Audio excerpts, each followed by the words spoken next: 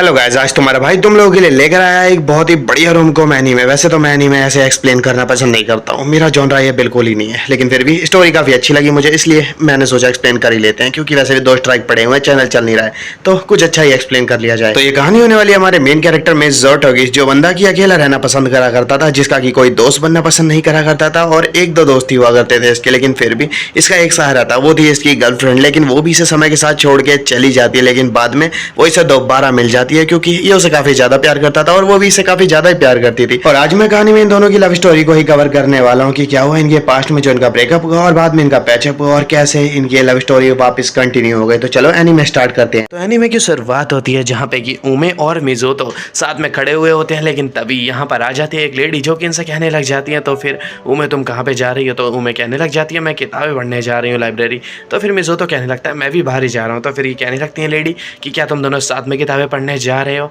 तो ये दोनों इस पर कोई जवाब नहीं देते हैं और आपस में बहस करने लग जाते हैं कि हम दोनों भला आपस में क्यों जाने लगे। उमे बोल रही होती है कि मैं तुम्हारे साथ भला क्यों जाऊंगी लाइब्रेरी, और मिज़ोतो बोल रहा होता है मुझे भी तुम्हारे साथ जाने में कोई इंटरेस्ट नहीं है। सीन चेंज हो जाता है और अब हम देखते हैं कि ये दोनों ही साथ में डिनर कर रहे होते हैं, वो भी उमे के पेरेंट्स के साथ में। और खाना खाने के बाद दोनों ही अपने बर्तन साथ में धोने चले जाते हैं। उमे के पेरेंट्स बोल रहे होते हैं कि मुझे नहीं पता था कि ये दोनों ही साथ में इतनी जल्दी घुल मिल जाएंगे। तो फिर उमे के फादर भी कहने लगते हैं उमे की मदर से, हाँ तुम बिल्कुल सही कह रही हो, आजकल के बच्चे काफी जल्दी घुल मिल जाते हैं बड़े लोगों के मुकाबले। उमे मिज़ोतो से कह रही होती है तुम इनकी बातें सुन पा रही हो ना? तो मिज़ोतो कहने लगता है हाँ मैं सुन पा रहा हूँ। ये कहने लगती है हमें इनकी उम्मीदें नहीं तोड़नी चाहिए। मिज़ोतो कहने लगता है मैं अच्छे से जानता हूँ और ये बात आखिर तुम मुझसे क्यों कह रही हो? मिज़ोतो से ये बात सुनने के बाद तो उमे बस ऐसे ही घूरे जा रही होती है और उमे के बारे में मिज़ोतो सोच रहा होता है कि ये अपने आप को कुछ ज्यादा ही होशियार समझती है, पता नहीं क्या ही समझती है खुद को। अपने बर्तन धो लेने के बाद मिज़ोतो वापस अपने रूम में आ जाता है और आकर के किताबें पढ़ने लग जाता है। लेकिन तभी यहाँ पर उमे आ जाती है और ये कहने लगती है मिज़ोतो से मुझे तुमसे कुछ जरूरी बात करनी थी। मिज़ोतो इससे बोलता है तुम्हें जो भी बोलना है जल्दी बोलो। तो फिर उमे बोलने लगती है मैं चाहती हूँ कि आज से तुम मुझे अपनी बड़ी बहन बोल करके बुलाया करो। तो फिर इससे बोलने लगता है मिज़ोतो क्या तुम्हारा दिमाग खराब है? नहीं बिल्कुल भी नहीं, अगर तुम्हें किसी को बड़ा भाई बुलाना है तो वो तुम मुझे बुलाओगी, मैं तुम्हें बड़ी बहन नहीं बुलाने वाला हूँ। तो फिर वो उमे बोलने लगती है देखो मुझे पता था तुम ऐसा ही करोगे, इसीलिए मैंने हम दोनों की डेट ऑफ बर्थ के बारे में पता कर लिया है और मैं तुम्हें बता दूं कि मैं तुमसे बड़ी हूँ। तो फिर मिज़ोतो कहने लगता है क्या तुम्हारा दिमाग खराब है? हम दोनों ने एक ही दिन जन्म लिया था, हम दोनों ही 3 नवंबर को पैदा हुए थे। तो उमे कहने लगती है कि नहीं बिल्कुल भी नहीं, मैं तुम्हें बता दूं कि मैं तुमसे पूरे 2 घंटे बड़ी हूँ। मिज़ोतो कहने लगता है ये तो कोई बात नहीं होती है। तो ये कहने लगती है उमे देखो यही बात होती है हमारी सोसाइटी के हिसाब से, जो पहले पैदा होता है वो बड़ा होता है, तो यानी आज से तुम मुझे बड़ी बहन कह करके बुलाने वाले हो। तो कहने लगता है मिज़ोतो नहीं बिल्कुल भी नहीं, किसी और चीज़ से डिसाइड करो। तो उमे कहने लगती है ठीक है फिर हम एक काम करते हैं, एक गेम से डिसाइड करते हैं, हम एक गेम खेलेंगे जिसमें कि हम दोनों ही साथ में स्टेप सिबलिंग होने का बिल्कुल अच्छा सा एक्ट करेंगे। हम दोनों बिल्कुल ऐसा एक्ट करेंगे कि हम है तो ये वैसे ही स्टेप सिबलिंग ही वैसे, लेकिन ये कह रहे हैं कि हम दोनों साथ में ऐसे एक्ट करेंगे कि बिल्कुल ही लगे कि हम स्टेप सिबलिंग है, और जो ज़्यादा अच्छा एक्ट करेगा भाई वो ये इस गेम को जीत जाएगा और वही बड़ा भाई या बड़ी बहन बनेगा। तो कहने लगता है मिज़ोतो कि यार ये इसका आइडिया तो अच्छा है, लेकिन ये यहाँ पर कुछ ना कुछ तो चीट कर रही है। और जैसा कि मिज़ोतो ने सोचा था वैसा होता भी है। उमे थोड़ी देर में मिज़ोतो की किताबें पढ़ने लग जाती है। मिज़ोतो सोचने लग जाता है मुझे जैसा ये लगा था मैं इसे रोक नहीं सकता हूँ, क्योंकि मैं अब इसका भाई जो हूँ और एक भाई अपनी बहन को किताब पढ़ने से नहीं रोका करता है। मिज़ोतो सोचने लग जाता है इसने जानबूझ के ये प्लान बनाया था, इसीलिए यहाँ पर आकर के मेरी किताबें पढ़ रहे हैं। मिज़ोतो सोच रहा होता है लेकिन ये कुछ भी हो जाए, ड्रॉर में रखी हुई किताबें मैं इसे अपनी पढ़ने नहीं दे सकता हूँ, वो मेरी सीक्रेट बुक है। लेकिन भाई यहाँ पर उमे की नज़र तो उसी और होती है, लेकिन मिज़ोतो भी समझ चुका होता है। मिज़ोतो कहने लगता है उमे से मैं अपनी हार मानता हूँ, तुम इस शर्त को जीत चुकी हो। ये सुनने के बाद तो उमे खुश हो चुकी थी, लेकिन तभी मिज़ोतो कहने लग जाता है देखो जो हमारा पास्ट था क्या हम पहले की तरह एक्ट कर सकते हैं? तो फिर ये सुनने के बाद तो बहुत ही ज़्यादा शर्माने लग जाती है उमे सोचने लग जाती है कि पास्ट में मिज़ोतो किस तरीके से हुआ करता था। ये मिज़ोतो के बारे में सोच के अब शर्माने लग जाती है। तो मिज़ोतो कहने लगता है देखो मैं जीत गया, क्योंकि यहाँ पर उमे ने मिज़ोतो के फर्स्ट नेम का यूज़ कर लिया था, सर नेम का गलती से यूज़ कर लिया था, इसी वजह से मिज़ोतो जीत चुका है, क्योंकि इसने तो बिल्कुल सही एक्ट करा है बड़े भाई होने का, लेकिन उमे नहीं कर पाई। अब तक तो उमे को भी रियलाइज़ हो चुका था कि ये फर्स्ट राउंड हार चुकी है। ये उमे से बोलने लग जाती है कि तुमने ये गलत करा, तुमने चीट करा। तो मिज़ोतो कहने लगता है तुम भी तो वही कह रही थी। तो फिर उमे कहने लग जाती है तुम सच में पहले जैसे ही हो। उमे से ये सुनने के बाद तो मिज़ोतो हंसने लग जाता है और उसके सर पे पैट करने लग जाता है और इससे कहने लग जाती है उमे तुम बिल्कुल नहीं बदले हो। उमे तो बेचारी रोने लग जाती है, लेकिन ये तो जीत चुका है। अब ये काफ़ी ज़्यादा खुश हो रहा होता है और यहीं से अब सीन चेंज हो जाता है, जहाँ पे कि हम देखते हैं कि उमे और मिज़ोतो दोनों ही स्कूल ड्रेस में फ़ोटो खिंचा रहे होते हैं और इनकी फ़ोटो खींच रहे होते हैं इनके पेरेंट्स। हाँ उमे के पेरेंट्स खींच रहे होते हैं। अब तो ये सिर्फ उमे के पेरेंट्स नहीं है, अब तो ये मिज़ोतो के भी पेरेंट्स हैं। फोटो खिंचाने के बाद उमे और मिज़ोतो दोनों ही स्कूल में आ जाते हैं, जहाँ पे कि आज इनका स्कूल का फर्स्ट डे स्टार्ट हो चुका है। आज से इनकी हाई स्कूल लाइफ स्टार्ट हो रही है। उमे और मिज़ोतो दोनों ही एक दूसरे को ही घूरे जा रहे होते हैं। मिसो तो सोच रहा होता है कि मेरे ख्याल से आज मुझे ज़्यादा से ज़्यादा दोस्त बनाने पे फोकस करना चाहिए। मैं आज से पढ़ाई बिल्कुल नहीं स्टार्ट करने वाला हूँ। लेकिन ये जैसे ही अपनी क्लास में आता है, ये देखता है कि सारे के सारे स्टूडेंट जो होते हैं वो तो उमे के आसपास घूमे जा रहे होते हैं और मिसोतो को तो कोई भाव ही नहीं दे रहा होता। ये देखने के बाद मिसोतो सोचने लग जाता है आखिर ये स्टूडेंट रिप्रेजेंटेटिव कैसे बन गई। वो तो छोड़ो, आखिर इसके नंबर लास्ट ईयर मुझसे ज्यादा कैसे आए। ये सब उसी की वजह से मुझे यकीन नहीं हो रहा है कि इसकी जैसी लड़की भी मुझसे ज्यादा नंबर ला सकती है। थोड़ी देर बाद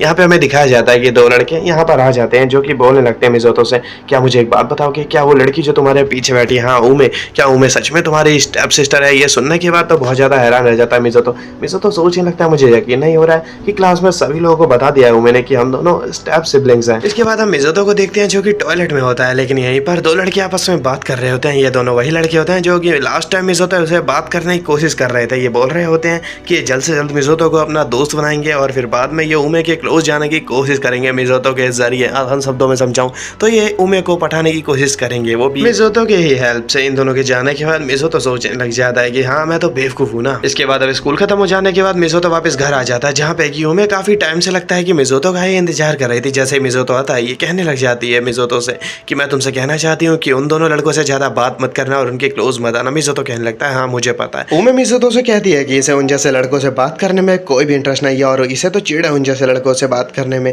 मिसोतो उमे से ये बात सुनने के बाद तो रूम में चले जाता है अपने और उमे सोच रही होती है कि इसके पास एक बहुत ही अच्छा आइडिया है कल के लिए। और कल के दिन ये मिसोतो के साथ ही स्कूल जाती है और अगले दिन ये तो मिसोतो का हाथ ऐसे पकड़ के चल रही थी स्कूल में कि सभी लड़के ये सोचने में मजबूर हो जा रहे थे कि भाई सच में ये दोनों स्टेप सिबलिंग्स हैं भी या फिर नहीं। पहले ये सब देखने के बाद मिसोतो भी थोड़ा हैरान हो रहा था, लेकिन थोड़ी देर बाद मिसोतो का मैसेज आ जाता है कि इसके फैमिली वाले आज लेट से घर आने वाले हैं, पेरेंट्स आज लेट से घर आएंगे, इसी वजह से ये लोग घर पे आज खुद ही मैनेज कर लें, ऐसा उन्होंने मैसेज करा हुआ होता है। और अब ये दोनों घर पे सोच रहे होते हैं कि खाने में इन्हें क्या बनाना चाहिए, लेकिन उमे तो यही सोचे जा रही होती है कि किस तरीके से आज इसने मिसोतो का हाथ पकड़ रखा था। मिसोतो और उमे दोनों ही किसी तरीके से खाना बना लेते हैं और फिर उमे मिसोतो से कहने लग जाती है कि वैसे आज वाली बात को तुम भूल जाना कि मैंने जब तुम्हारा हाथ पकड़ा था। मिसोतो कहने लगता है उस बात को तो मैं कब का भूल चुका हूँ। तो उमे कहने लग जाती है कि क्या तुम सच में भूल चुके हो। और ये नहाते हुए भी बस यही सोचे जा रही होती है यार वो इतनी जल्दी कैसे मुझको भूल सकता है, क्या सच में मैं उसके लिए कुछ मायने भी रखती हूँ। और यही सोच सोच के से चिंता हो जा रही होती है। और अब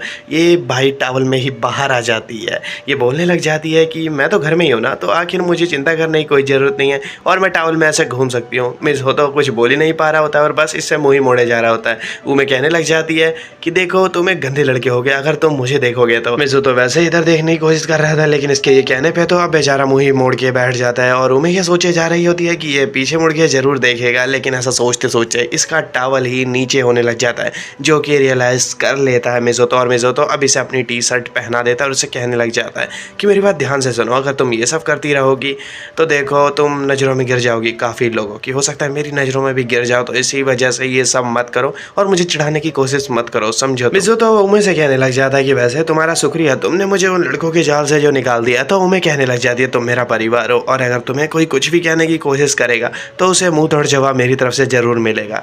उमे से सुनने के बाद मिसोतो कहता है कि वेल तुम्हारा ये सब कहने के लिए शुक्रिया। उमे से कहने के बाद मिसोतो अब यहाँ से जाने लग जाती है, लेकिन तभी मिसोतो की टी शर्ट में उमे का पैर फंस जाता है और ये दोनों ही साथ में सोफे पे गिर जाते हैं और दोनों ही काफी ज्यादा एक अलग सिचुएशन में आ चुके थे और इन्हें अब अपने पास्ट की याद आने लग जाती है। मिसोतो उमे के सर पे एक बार हाथ फेरता है और फिर दोनों ही काफी ज्यादा शर्माने लग जाते हैं और अब दोनों ही किस करने वाले थे एक दूसरे को, लेकिन तभी इनके पेरेंट्स वापस आ चुके होते हैं। तो मिसोतो कहता है काम करो जल्दी से सोफे में छुप जाओ और कोई रास्ता भी नहीं है। तो फिर उमे अब सोफे के अंदर छुप जाती है और उसके पेरेंट्स आ जाते हैं और यहीं पर उमे सोच रही होती है कि आज अगर मम्मी पापा नहीं आए हुए होते तो शायद आज कुछ हो जाता। मिसोतो इस वक्त बस यही सोचे जा रहा था कि ये आखिर ऐसा कैसे कर सकता है और उमे भी बस यही सोचे जा रही थी कि आखिरकार ये अपने पास्ट को अपने सामने आते हुए कैसे देख सकती है, ये वापस उन चीजों को फिलहाल रिपीट नहीं कर सकती है। देखा जाए तो यहाँ पर दोनों ही बदलने की पूरी कोशिश कर रहे हैं, लेकिन इनका पास्ट बार बार इनके बीच में आया जा रहा है। और यहीं पे अब अगला सीन लग जाता है जहाँ पे कि हम देखते हैं कि मिसोतो क्लास में बैठा हुआ होता है, लेकिन तभी इसके पास एक लड़का आ जाता है। ये बंदा अपना नाम कागुरे बताता है और कहने लग जाता है मिसोतो से कि मैं तुमसे दोस्ती करना चाहता हूँ, लेकिन मिसोतो कहने लगता है रहने दो, मुझे तुमसे कोई दोस्ती नहीं करनी, मुझे अच्छे से पता है तुम्हें भी उमे के क्लोज ही जाना होगा, लेकिन मैं इसमें तुम्हारी कोई हेल्प नहीं कर सकता हूँ। तो ये कागुरे कहने लगता है देखो ऐसा कुछ भी नहीं है,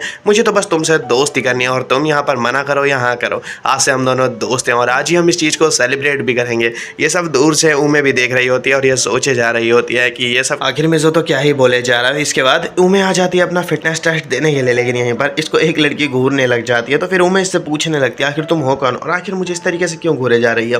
तो ये लड़की अपना नाम बताती है कि मेरा नाम अकात्सुकी है और मेरे ख्याल से मैंने तुम्हारे बारे में सही ही सुना था। मैंने सुना था कि तुम काफ़ी बढ़िया दिखती हो और ना कि सिर्फ तुम काफ़ी बढ़िया दिखती हो, तुम्हारी बॉडी भी काफ़ी ज़्यादा अच्छी है। सुनने के बाद तो बोलने लग जाती है उमे हाँ वैसे मुझे पता है लेकिन मेरे को इसे और थोड़ा बेटर बनाना है, समझ रहे हो ना।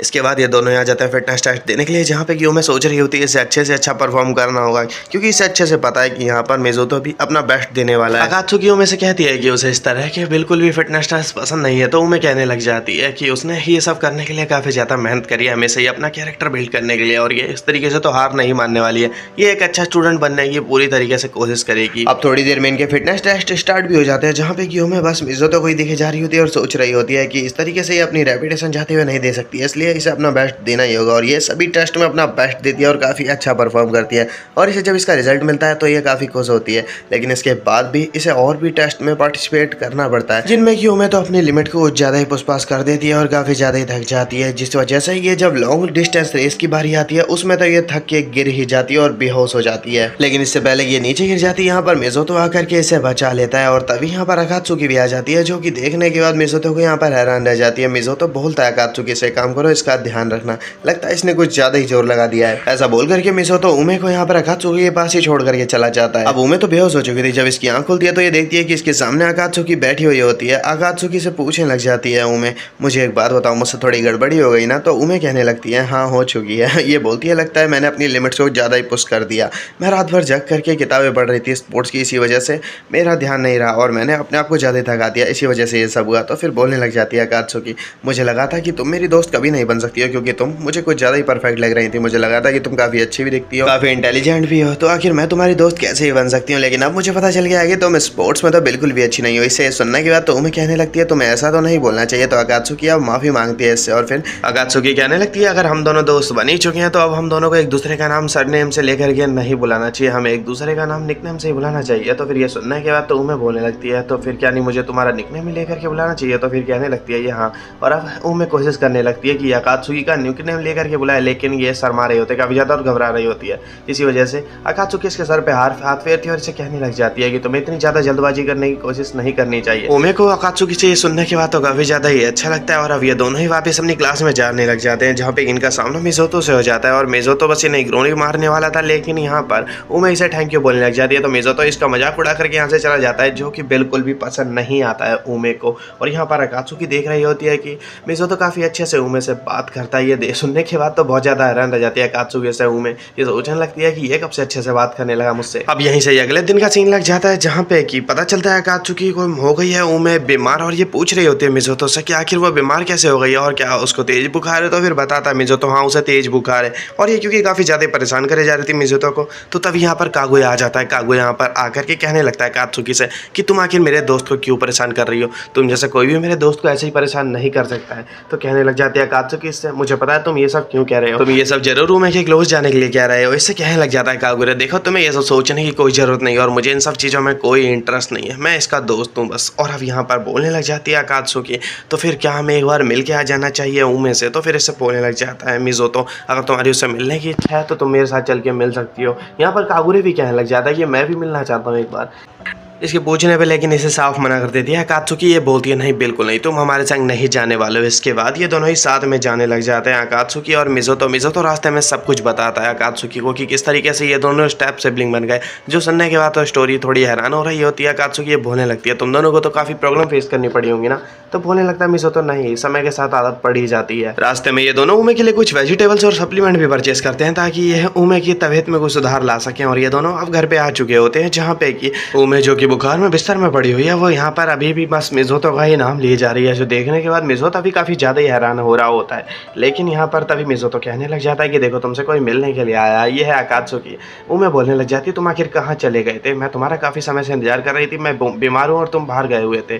तब ये कहने लगता है देखो तुम्हारी फ्रेंड मिलने के लिए आई है। उमे जैसे यहाँ पर अकात्सुकी को देखती है काफ़ी ज़्यादा ही अच्छा लगने लग जाता है। अकात्सुकी बोलने लगती है देखो मैं तुम्हारे लिए क्या लेकर के आई हूँ, इससे तुम्हारी तबीयत में जल्दी सुधार आ जाएगा। अब बोलने लग जाती है उमे से मेरे ख्याल से मेरी तबीयत ठीक हो चुकी है, बस मेरे को थकावट है थोड़ी सी। अगात्सुकी उमे से कहने लग जाती है मैं तुम्हारे लिए अभी डिनर रेडी कर देती हूँ, उसे खाने के बाद तुम्हें और भी अच्छा लगने लग जाएगा। और ये बोलने लग जाती है मिज़ोतो से कि मिज़ोतो तुम मेरे साथ चल करके कुकिंग करने में मेरी हेल्प करो, खाना बनाने में। मिज़ोतो कहने लगता है तुम्हें कैसे पता कि मुझे खाना बनाना आता है। अगात्सुकी बताती है कि इसे उमे ने बताया था और अब मिज़ोतो और अगात्सुकी दोनों ही साथ में खाना बनाने लग जाते हैं उमे के लिए। और अब यहाँ पर बहुत सारे सवाल पूछे जा रही होती है अगात्सुकी मिज़ोतो से कि पूछे जा रही होती है कि भाई मुझे एक बात बताओ कि तुम्हारी पास्ट में क्या कोई गर्लफ्रेंड रही है। तो मिज़ोतो कहने लग जाता है नहीं, मेरी कोई गर्लफ्रेंड नहीं रही है। और तुम्हें क्या लगता है मेरा चेहरा देख करके क्या मेरी सच में कोई गर्लफ्रेंड रही होगी? तो अगात्सुकी कहने लगती है मेरे पास एक सीक्रेट ट्रिक है जिससे कि मैं पता लगा लेती हूँ कि पास्ट में क्या किसी गर्लफ्रेंड रही थी या फिर नहीं। ये कहने लगती है और उसी ट्रिक की वजह से मुझे पता चल रहा है कि पास्ट में तुम्हारी एक गर्लफ्रेंड थी लेकिन अभी फिलहाल के लिए तुम सिंगल हो।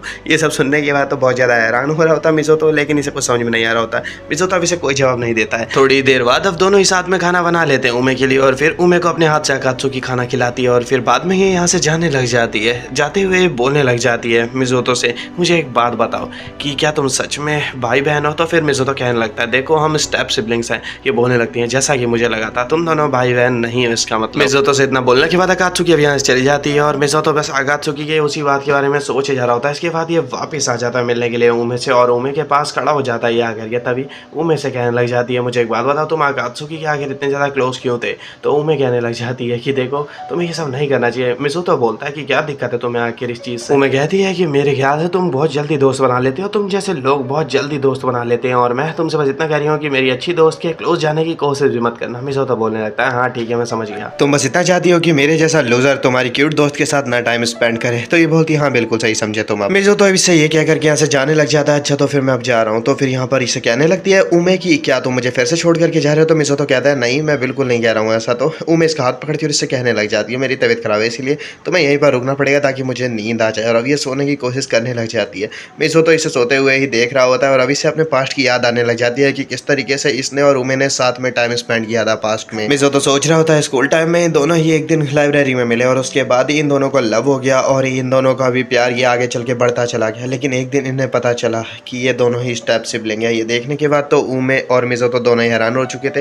ये दोनों सोच रहे थे कि क्या भगवान ने इनके संग ये कोई मजाक कर दिया है बहुत बड़ा। उमे को मिज़ोतो को हाथ पकड़ के लेटे हुए काफी ज्यादा टाइम हो जाता है और अब उमे से मिज़ोतो कहने लग जाता है मेरे ख्याल से अब तक तुम्हारी तबीयत ठीक हो गई होगी, तुमने काफी पहले ही दवाइयाँ ले ली थी और अलग से तुम्हें आराम भी मिल जाना चाहिए था अब तक। तो मिज़ोतो से कहने लगती है उमे नहीं मेरे ख्याल से अभी तक तो मेरी तबीयत ठीक नहीं हुई है। इसे थर्मामीटर देता है मिज़ोतो और इसे इसका बुखार चेक करके ऐसे कहने लग जाता है कि मैंने तुम्हारा बुखार देख लिया है, तुम्हें कोई बुखार नहीं है, तुम अभी तक बस एक्टिंग कर रही थी बीमार होने की इसका मतलब, और तुम मेरा बस फायदा उठाने की यहाँ पर कोशिश कर रही थी। उमे कंबल ओढ़ कर ये कहने लग जाती है मिज़ोतो से मुझे इस बारे में कुछ भी नहीं पता है, देखो मुझे अब अभी मुझसे बात मत करो। मिज़ोतो इसका कंबल खींचता है और उसे कहने लग जाता है देखो जल्दी से मेरे सवाल का जवाब दो। उमे मिज़ोतो से माफी मांगती है ऐसा करने के लिए और मिज़ोतो इससे कहने लग जाता है तो अब यानी तुम ठीक हो तो तुम अकेले सो सकती हो, तुम्हें मेरा हाथ पकड़ने की दोबारा से जरूरत नहीं है। मिज़ोतो उमे से ये बोल करके अब यहाँ से जाने लग जाता है लेकिन तभी उमे मुंह खोलती है कंबल से बाहर और बोलने लग जाती है मिज़ोतो से देखो मैं ये नहीं चाहती हूँ कि तुम यहाँ से जाओ। तो मिज़ोतो कहने लग जाता है अच्छा ठीक है फिर। इसके बाद यहीं से अब अगला दिन लग जाता है जहाँ पे कि उमे अपने एक बॉक्स को देख रही होती है और इस बॉक्स को देखने के बाद सोचने लग जाती है कि वो हमेशा से इस बॉक्स में मिज़ोतो का सारा सामान रख लिया करती थी। मिज़ोतो इसे जो भी गिफ्ट के रूप में दिया करता था, यहाँ तक कि इसने मिज़ोतो का एक अंडरवियर चोरी करके भी इस बॉक्स में रख रखा है। और अब इस बॉक्स को देखने के बाद ये सोचने लग जाती है कि कहीं ये पहले जैसी तो नहीं होती जा रही है, और अगर ये पहले जैसी होती जा रही है तो ये इसके लिए बिल्कुल भी ठीक नहीं होने वाला है, क्योंकि उमे पहले बिल्कुल अच्छा नहीं सोचती थी, कुछ अलग ही सोचती रहती थी, हाँ कुछ घटिया ही सोचती रहती थी, और ये सोच रही होती है कि ये कहीं वापस पहले जैसा ही सोचने ना लग जाए। तो फिर मिज़ोतो को जैसे ये बात पता चलेगी वो इसे भी गलत समझने लग जाएगा, और बस इसी वजह से उमे आज फैसला करती है कि जैसे ही ये मिज़ोतो सो जाएगा, रात ज़्यादा हो जाएगी, ये मिज़ोतो का अंडरवियर वापस रख के आ जाएगी उसके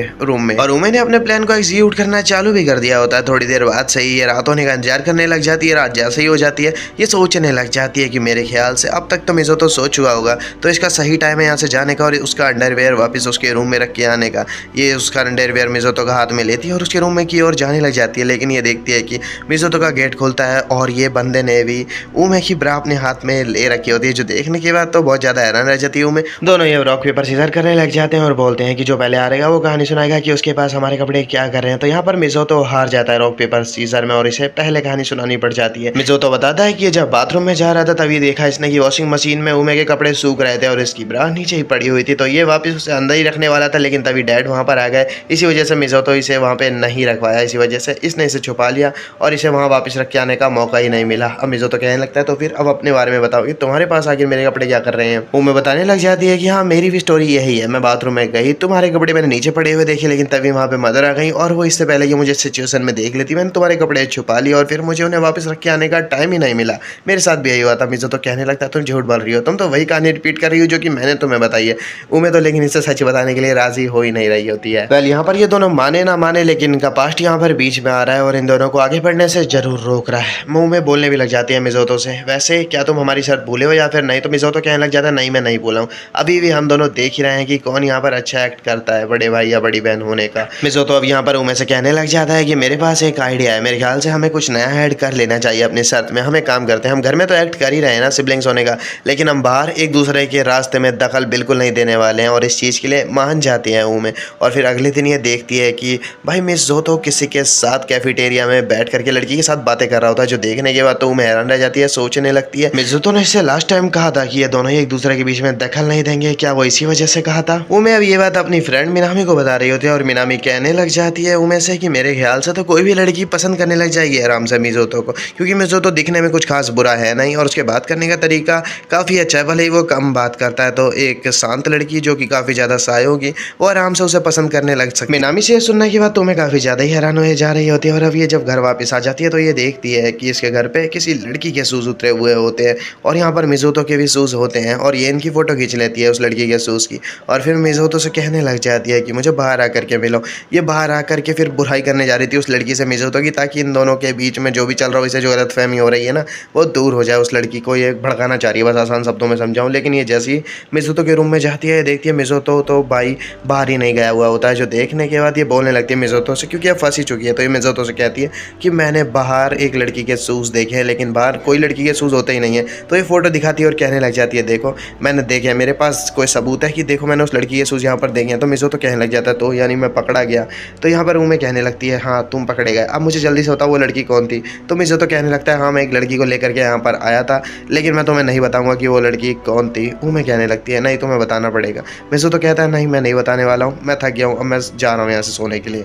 उमे ये सुनने के बाद काफ़ी ज़्यादा हैरान रह जाती है, बोलने लगती है कि तुम थक गए हो, आखिर तुमने ऐसा करा ही क्या अभी फिलहाल जो कि तुम थक चुके हो। और ये काफ़ी गंदा गंदा सोच रही होती है मिज़ोतो के और उस लड़की के ही बारे में और फिर अपने रूम में आकर के भी सोचने लग जाती है उसी बारे में। ना कि यहाँ पर काफ़ी ज़्यादा चिंता में उमे है, बल्कि मिज़ोतो भी काफ़ी सोच रहा होता है कि यार एक गलती फंस गया, इसको इस तरीके से फंसना नहीं चाहिए था। अब यहीं से अगला दिन लग जाता है जहाँ पे ये मिज़ोतो लाइब्रेरी में खड़े होकर किताब पढ़ रहा होता है, लेकिन तभी यहाँ पर इसके पास आ जाती है एक लड़की जो कि मिज़ोतो से कहने लगती है कि मैं तुम्हें पसंद करती हूँ और मैं तुमसे शादी करना चाहती हूँ। मिज़ोतो इससे ये सुनने के बाद हैरान रह जाता है, ये इससे कहने लगता है कि हम दोनों पहली बार मिले हैं और भाई तुम मुझे जानती भी नहीं हो और तुम मुझसे शादी करना चाहती हो। अब ये लड़की अपना चश्मा और वेग उतार देती है और ये मिनामी होती है। मिनामी कहने लगती है मिज़ोतो से तो अब तो तुमने मुझे पहचान लिया ना। बोलने लगता है इससे मिज़ोतो मिनामी मुझे एक बात बताओ क्या तुम सच में मुझे पसंद करती हो। तो मिनामी कहने लगती है देखो मैं तुमसे नफरत तो नहीं करती हूँ, तो इसका मतलब शायद मैं तुम्हें पसंद ही करती हूँ, पसंद भी नहीं करती हूँ, लेकिन मैं तुमसे शादी करना चाहती हूँ मिज़ोतो सिर्फ उमे की वजह से, क्योंकि मैं उमे की बहन बनना चाहती हूँ और उमे अगर मेरी बड़ी बहन बन जाती है तो मुझे उसके साथ टाइम स्पेंड करने का मौका मिलेगा। मैं उमे को कुछ ज़्यादा ही पसंद करने लगी हूँ और तुम्हारे बदौलत मैं उसके आसपास रह पाऊंगी। यहाँ पर इसे रिक्वेस्ट तो करी है यहाँ पर मिनामी ने, लेकिन मना कर देता है साफ इसको मिज़ोरो यहाँ तक कि इस पर ध्यान भी नहीं देता और फिर ये घर आकर के बात करने लग जाता है कागुरे से पूछने लगता है तुम उसके पुराने फ्रेंड हो ना, तो मुझे उसके बारे में सब कुछ बताओ जो भी तुम जानते हो मिनामी के बारे में। कागुरे मिज़ोतो से कहता है अगर तुम यही चाहते हो तो फिर ठीक है। ये सब कुछ बताना चालू कर देता है मिनामी के बारे में। ये बताता है कि मिनामी का पास्ट में एक बॉयफ्रेंड था। तुम्हें लगता है ना कि उसका कोई बॉयफ्रेंड नहीं हो सकता, लेकिन उसका एक बॉयफ्रेंड था पास्ट में। मिनामी देखो जिस भी इंसान के आसपास रहती है ये भाई उससे कुछ ज़्यादा ही चिपकने लग जाती है। इसी वजह से इसका जो लास्ट टाइम बॉयफ्रेंड था ना ये उसके कुछ ज़्यादा ही क्लोज रहा करती थी। उसे ये बात पहले तो काफ़ी पसंद आई 4-5 महीने तक, लेकिन बाद में वो बंदा तो परेशान हो गया, उसे टेंशन होने लग गई क्योंकि ये हद से ज़्यादा ही उसके आसपास रह करती थी और वो बंदा तो इससे परेशान होने लगा। वो इतना परेशान हो गया कि उस बंदे को हॉस्पिटल में भर्ती कराना पड़ गया, लेकिन इसने तो उसका पीछा हॉस्पिटल में भी नहीं छोड़ा। ये हॉस्पिटल में भी उसके पीछे पड़े ही रहा करती थी, जिसकी वजह से वो बंदा तो हद से ज़्यादा ही परेशान हो चुका था। ये सब सुनने के बाद तो भाई बहुत ही ज़्यादा हैरान रह जाता है मिज़ोतो कि भाई इस लड़की को कुछ ना कुछ प्रॉब्लम तो ज़रूर है। इसके बाद ये मिलने के लिए आ जाता है उमे से और फिर उमे से बोलने लगता है याद है तुम्हें, तुमने हमारी शर्त तोड़ी है, तुमने मुझसे सवाल जवाब किए थे ना लास्ट टाइम। तो उमे कहने लगती है हाँ मैंने किए थे। तो ये बोलता है कि तुम शर्त हार चुकी हो। तो कहती है उमे हाँ तो तुम्हें बताओ क्या करवाना है मुझसे। मिज़ोतो इससे कहता है कुछ खास नहीं, बस तुम कल मेरे साथ डेट पे चल रही हो। इसके बाद हम यहीं से अगले सीन में देखते हैं कि इसका इंतजार कर रही होती है उमे कहीं पर खड़ी होकर के कि कब आएगा आखिर मिज़ोतो, आखिर क्यों आखिर उसने इसे डेट के लिए पूछा। आखिरकार उमे खड़ी होकर के बस यही सोचे जा रही थी कि क्या जो मिज़ोतो कर रहा है क्या वो सही है या फिर नहीं है, लेकिन फिर भी देखा जाए तो जो रिलेटिव्स होते हैं, जो सिबलिंग्स होते हैं, वो भी एक दूसरे के साथ थोड़ा टाइम स्पेंड तो करते ही हैं, वो घूमने तो जाते ही हैं। फिर यहाँ पर थोड़ी देर में अब मिज़ोतो आ जाता है और मिज़ोतो का नया हेयर स्टाइल देखने के बाद तो उमे शर्माने लग जाती है, क्योंकि इस हेयर स्टाइल में मिज़ोतो काफ़ी ज़्यादा ही हैंडसम लग रहा होता है। इसी वजह से ये शर्मा रही होती है और अपना मुँह ही मोड़ लेती है। और अब मिज़ोतो इसका हाथ पकड़ता है और इससे कहने लग जाता है, हम एक्वेरियम घूमने के लिए जा रहे हैं, ठीक है। तो यहाँ पर उमे सोचने लग जाती है, एक्वेरियम तो देखा जाए तो फैमिली वाले देखने जाते हैं ना, और लग से वो लोग जो कि कपल होते हैं, हम दोनों का तो कोई रिश्ता ही नहीं है, तो फिर हम दोनों क्यों जा रहे हैं आखिर एक्वेरियम को देखने के लिए। मिज़ोतो अब याद करने लग जाता है कि किस तरीके से कागुरे ने इसे बताया था कि अगर इसे पीछा छुड़ाना है मिनामी से तो इसे क्या करना पड़ेगा, इसे ऐसा दिखाना पड़ेगा कि उमे मिज़ोतो को कुछ ज़्यादा ही पसंद करती है, तभी शायद से मिनामी उसका पीछा छोड़ सकती है। तो इसी वजह से ये प्लान बनाया मिज़ोतो ने और ये दिखाने के लिए लाया है उमे को एक्वेरियम। और ये ऐसा दिखाने वाले हैं दोनों की ये दोनों डेट पर है। मिज़ोतो ऐसा शो करने वाला है क्योंकि इनका पीछा जरूर मिनामी करेगी। और तो और मिज़ोतो को ये बात भी कागुरे नहीं बताई थी और ऐसा होता भी है। ये दोनों जब एक्वेरियम में आते हैं तब ये देखते हैं कि इनका पीछा कर रही होती है मिनामी। इन लोगों ने नहीं देखा लेकिन मिनामी पीछा कर रही है और इसके साथ में कागुरे भी है। और कागुरे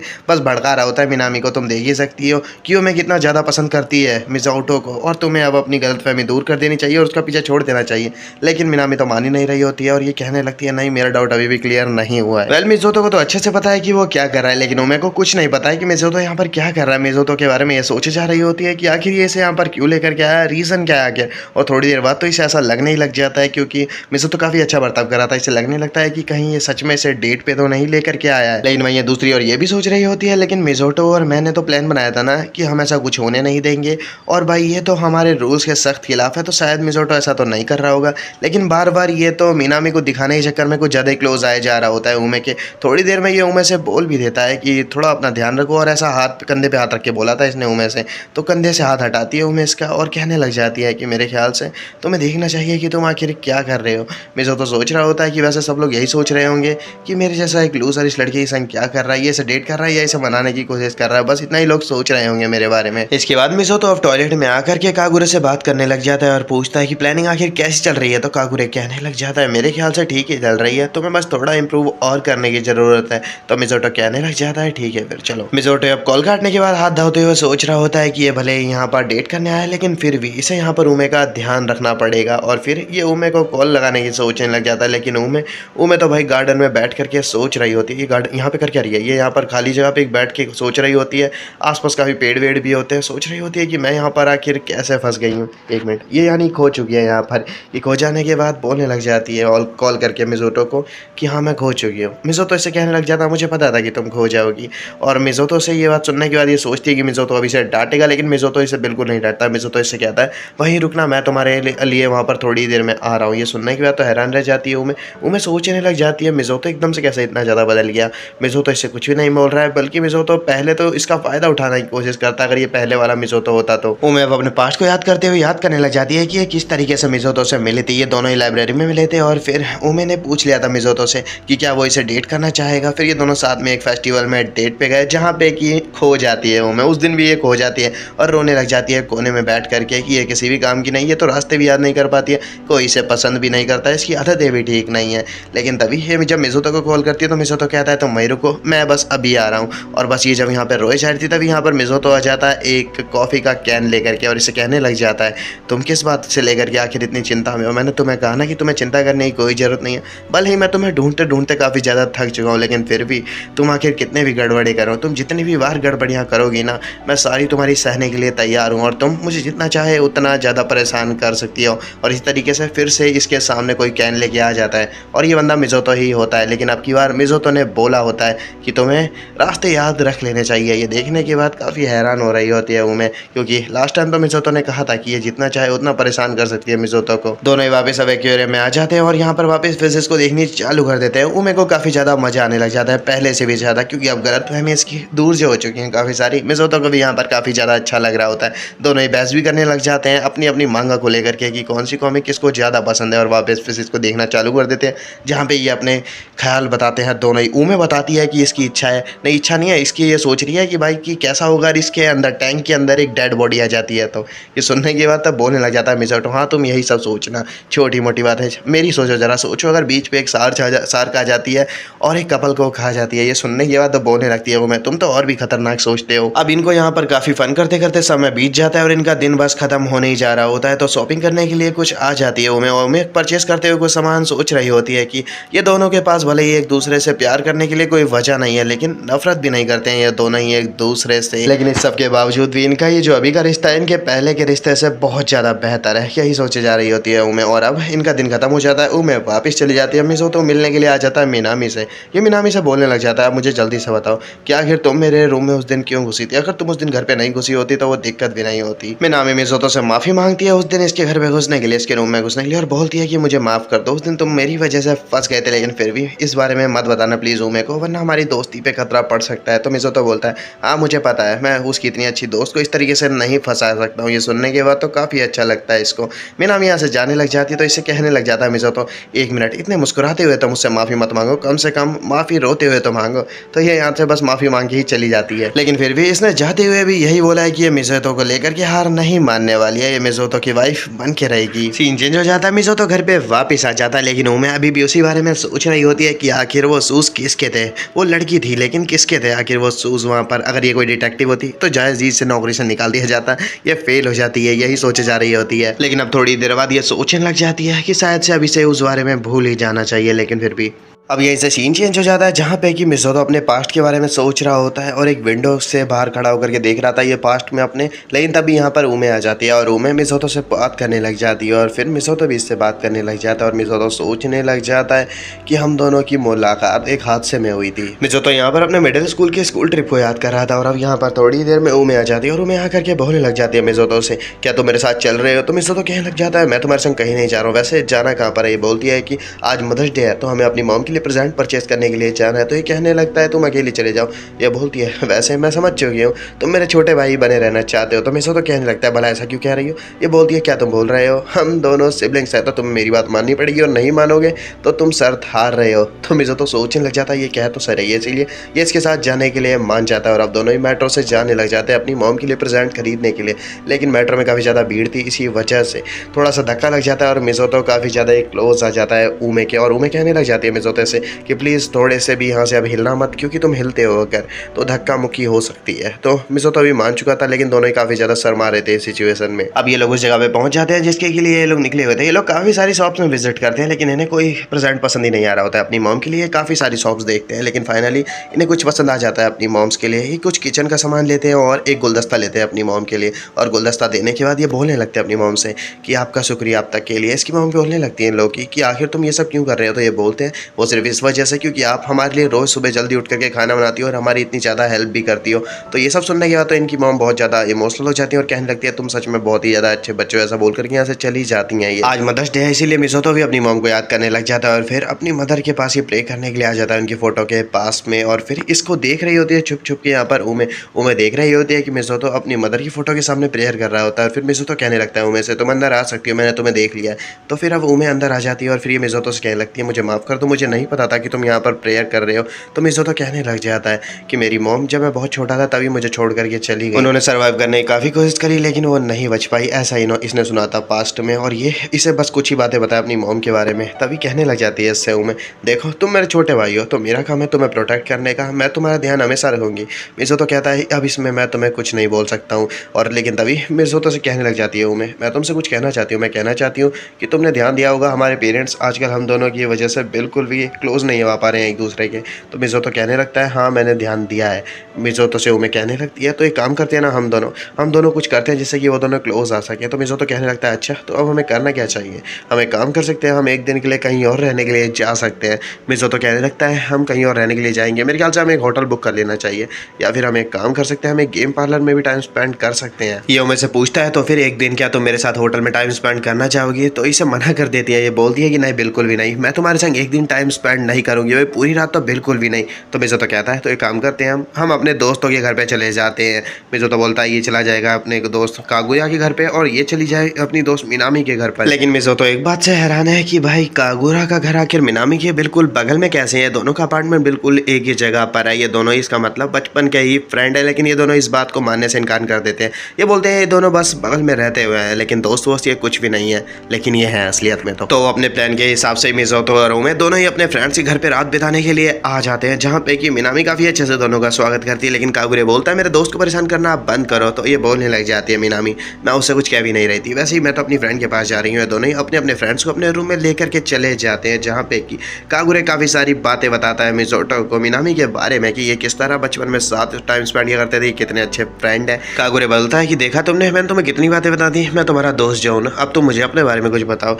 तो बोलता है इससे मिज़ोटो मैं तुम्हें कुछ नहीं बताने वाला हूँ, क्योंकि मुझे तुम्हारे बारे में जानने में कुछ इंटरेस्ट नहीं है। तो इससे कहने लग जाता है कागुरे मेरे को तो इंटरेस्ट है, मुझे तो आदत है लोगों की बातें जानने की बात कर रहा था बंदा, और अब यहाँ पर ये आग लगानी चालू कर देता है। ये अच्छे से जानता है कि अभी मिनामी के रूम में ही मिज़ोटो है और बगल वाले रूम में ही अभी वो दोनों है। तो चिल्ला चिल्ला के बोलने लग जाता है कागुरे क्या कहा तुमने अभी अभी मिज़ोटो, ऊमे के ब्रेस्ट पे सिर्फ तुम्हारा ही हक है, क्या तुम उसे इतने ज़्यादा पसंद करते हो। और इसने इतनी तेज ये बात बोली है कि ऊमे के कानों तक ये बात पहुँच जाती है। ऊमे भाई दीवार को ही पीटने लग जाती है और बोलने लग जाती है गुस्से में कि ये क्या बोले जा रहा है, वो ऐसा कैसे बोल सकता है। और मैसेज भी कर दिया होता है मैंने तो यहाँ तक कि मिज़ोटो को कि भाई तुम सुधरोगे नहीं, और काफ़ी उल्टा सीधा बोला होता है उसने। और ये सब देखने के बाद काफ़ी गुस्सा आ जाता है मिज़ोटो को। मिज़ोटो बांध के रख देता है इसको कागुरे को, और फिर कहने लग जाता है बारी है मेरा बदले लेने की। और ये फिर मिनामी के बारे में उल्टा सीधा बोलने लग जाता है। ये बोलता है वो तो तुमने क्या लिख रखा है इन सब में, वो अपनी डायरी में तुमने लिख रखा है कि तुम प्रोटेक्ट करना चाहते हो मिनामी को एक पुलिस वाला बन करके, और फिर तुम उससे शादी कर लोगे। ये सुनने के बाद मिनामी भी भड़क जाती है, ये भी दीवार को पीटने लगती है और बोलने लगती है वो आखिर ऐसा कैसे बोल सकता है। यानी कि अब उसकी इस गलती की वजह से मिज़ोटो को भी हमारे बारे में सब कुछ पता चल चुका है। अब अगले सीन में हम देखते हैं कि ये सभी लोग साथ में डिनर करने के लिए एक रेस्टोरेंट में आ जाते हैं, और इसका मतलब इस रेस्टोरेंट में ये लोग पहले भी आ चुके हैं। कागुरे और मिनामी यहाँ पर कई बार आ चुके हैं, क्योंकि इन सबको यहाँ की सारी डिशेस के बारे में पता होता है और एक दूसरे के बारे में भी पता होता है कि किसको क्या खाना पसंद है। जो देखने के बाद ऊमे और मिज़ोटो बोलने लगते हैं ये जायज़ ये एक दूसरे को कभी डेट कर रहे होंगे, और ऐसा हो ही नहीं सकता कि ये बेस्ट फ्रेंड रहे होंगे खाना खाने के बाद। और अब ये वापस घर पे आ जाते हैं, जहाँ पे कि कागुरे देखता है कि मिज़ोटो तो पढ़ाई कर रहा होता है और काफ़ी ज़्यादा मेहनत कर रहा होता है। ये पूछ लेता है मिज़ोटो से आखिर पढ़ाई क्यों कर रहे हो और इतनी मेहनत क्यों कर रहे हो। तो ये बोलता है कि मुझे ऊमे से ज़्यादा मार्क्स लाने, मैं नहीं चाहता हूँ कि वो मुझसे ज़्यादा मार्क्स लाए। ये बोलने लग जाता है कागुरे क्या तुम मुझसे कॉम्पिटिशन कर रहे हो, मैं तो किसी से कॉम्पिटिशन करता नहीं हूँ। ये बोलता है हाँ तुम करते हो, तुम मियामी से कॉम्पिटिशन करते हो, तुम्हें नहीं पता है कि तुम उससे कॉम्पिटिशन करते हो, तुम क्योंकि छोटे स्केल पे करते हो। जब तुम्हें पता चलेगा कि तुम्हें उससे कॉम्पिटिशन करना पसंद है तो तुम उससे बड़े स्केल पे भी कॉम्पिटिशन करोगे। तो ये बोलने लगता है तो ठीक है, मैं उससे आज से कॉम्पीट करने वाला हूँ और मैं उससे ज़्यादा मार्क्स लाने की पूरी कोशिश करूँगा। इसे टेंशन होती है फेल हो जाएगा, लेकिन अब बंदे को टेंशन नहीं है, इसे तो लग रहा है कि अच्छे मार्क्स अब ला सकता है। काफ़ी देर तक पढ़ाई कर लेने के बाद अब सोने तो चला जाता है कागुरे, लेकिन मिज़ोटो अब आ जाता है बालकनी में। सोच रहा होता है कि एक बार सोने से पहले एक बार इसे बाहर के नज़ारे देख ही लेना चाहिए, और अब ये चांद को देखने लग जाता है। लेकिन तभी यहाँ पर ये देखता है कि ऊमे भी चांद को ही देखे जा रही थी, और ऊमे ने काफ़ी अच्छा नाइट सूट पहन रखा था। तो ये कहने लग जाता है कि ये तो तुम पे काफ़ी ज़्यादा अच्छा लग रहा है, तुम इसमें काफ़ी ज़्यादा क्यूट लग रही हो। ये शर्माने लग जाती है इससे ये सुनने के बाद। ऊमे तो अपना मुँह ही मोड़े जा रही होती है, और ये भी चांद को देखने लगती है और कहने लगती है आज तो चांद सच में काफ़ी ज़्यादा प्यारा लग रहा है। तो हाँ बोलता है फिर इससे मिज़ोटो उमे से पूछने लगता है तुम्हें क्या लगता है हम कभी भी अपने पास्ट को याद कर सकते हैं। तो उमे इस पर कोई जवाब नहीं देती है, बोलती है मेरा जो पास्ट था वो काफ़ी ज़्यादा बेहतर था, लेकिन अब आगे बढ़ना होगा। मिज़ोटो इससे कहने लग जाता है तुम सही बोल रही हो, वैसे देखा जाए तो हम उस बात को कभी भूल नहीं सकते हैं। उमे इससे बोलती है हाँ तुम बिल्कुल सही कह रहे हो। मिज़ोटो पूछता है इससे एक बात बताओ तुम्हें क्या वो स्कूल ट्रिप याद है। तो उमे बोलती है हाँ मुझे याद है, और मिज़ोटो अब इससे कहने लग जाता है शायद अब हम दोनों हमेशा के लिए स्टेप सिबलिंग्स बने रह जाएंगे। और अब यहीं से ही अगले दिन का सीन लग जाता है, जहाँ पे कि उमे क्लास में बैठी हुई होती है काफ़ी उदास सी, लेकिन तभी इसकी फ्रेंड्स यहाँ पर आकर के कहने लगती हैं उमे से उमे तुम आखिर इतनी उदास क्यों है, तुमने तो टॉप भी कर दिया है। तो उमे कहने लग जाती है पता नहीं क्यों, लेकिन मुझे बिल्कुल अच्छा नहीं लग रहा है, भले मेरे मार्क्स सबसे ज़्यादा आए हैं यहाँ पर। अपनी फ्रेंड से इतना बोलने के बाद उमे अब अपने पास्ट को याद करने लग जाती है कि किस तरीके से जूनियर हाई में ये बहुत ज़्यादा पढ़ाई करने लगी थी, वो भी सिर्फ मिज़ोटो की वजह से, क्योंकि मिज़ोटो अक्सर क्लास में टॉप किया करता था। और फिर इसका भी मन करने लगा कि ये भी मिज़ोटो की तरह ही टॉप करेगी और उसी की तरफ फेमस होना चाहती थी ये। और फिर ये पढ़ने लगी दिन रात, और फिर इसने टॉप कर भी लिया, लेकिन इस बात से मिज़ोटो को कोई फ़र्क ही नहीं पड़ा। ये देखने के बाद तो उमे को काफ़ी ज़्यादा ही बुरा लगा था, क्योंकि किसी से तुम कॉम्पीट करो और वो तुम्हें अपना चैलेंजर कभी समझे ही ना, तो ऐसा देखने के बाद बुरा लगता है। लेकिन असलियत में बुरा लगा था मिज़ोटो को, जो कि बाद में मिज़ोटो ने एक्सेप्ट भी कर लिया था लाइब्रेरी में। और उस दिन के बाद से इन दोनों ने सोच लिया कि एक दूसरे को हमेशा अपना राइवल ही समझेंगे और कॉम्पीट करते ही रहेंगे एक दूसरे से। और अब घर आने के बाद भी उमे मिज़ोटो से बोलने लग जाती है कि मुझे एक बात बताओ कि आखिर टेस्ट में तुम्हारे नंबर मुझसे कम कैसे आ रहे हैं, क्योंकि जहाँ तक मैं तुम्हें जानती हूँ तुमने अपने लास्ट एग्जाम में भी अपना बेस्ट नहीं दिया, और मुझे ऐसा लग रहा है कि आजकल तुम्हारा पढ़ाई लिखाई में तो ध्यान ही नहीं है। मिज़ोटो इससे कहने लग जाता है तुम इस बात को छोड़ो और अपने ऊपर ध्यान दो। अब यहीं से सीन चेंज हो जाता है, और आज के दिन होने वाले इन सभी का मैथ टेस्ट, और इस टेस्ट में उमे ने सोच रखा है वो अपना बेस्ट देने वाली है, और ये ऐसा करती भी है। ये पेपर सबसे पहले ही कर लेती है और फिर उसे चेक भी कर लेती है। चेक करने के बाद ये सोचने लग जाती है कि इसके शायद 1-2 नंबर ही कम आएंगे, और फिर ये आ जाती है है सीधा मिज़ोतो के रूम में चेक करने के लिए कि मिज़ोतो आखिर क्या कर रहा है। मिज़ोतो को देखती है, ये मिज़ोतो यहाँ पर कॉमिक पढ़ रहा होता है और फिर ये मिज़ोतो के पास आकर कहने लगती है, तुम्हारे नंबर आखिर मुझसे कम कैसा है, क्या तुम बताना चाहोगे? ये टेस्ट इतना मुश्किल नहीं था और जो सवाल तुमने छोड़े हैं जो तुम्हारे गलत है वो बिल्कुल ऐसे सवाल है जो कि मैं मान ही नहीं सकती कि तुम्हारे गलत हो सके या तुम छोड़ सको। और तुमने 2 क्वेश्चन छोड़े भी थे मेरे सामने, आखिर तुमने ऐसा क्यों करा? आखिर तुम साबित क्या करना चाहते हो?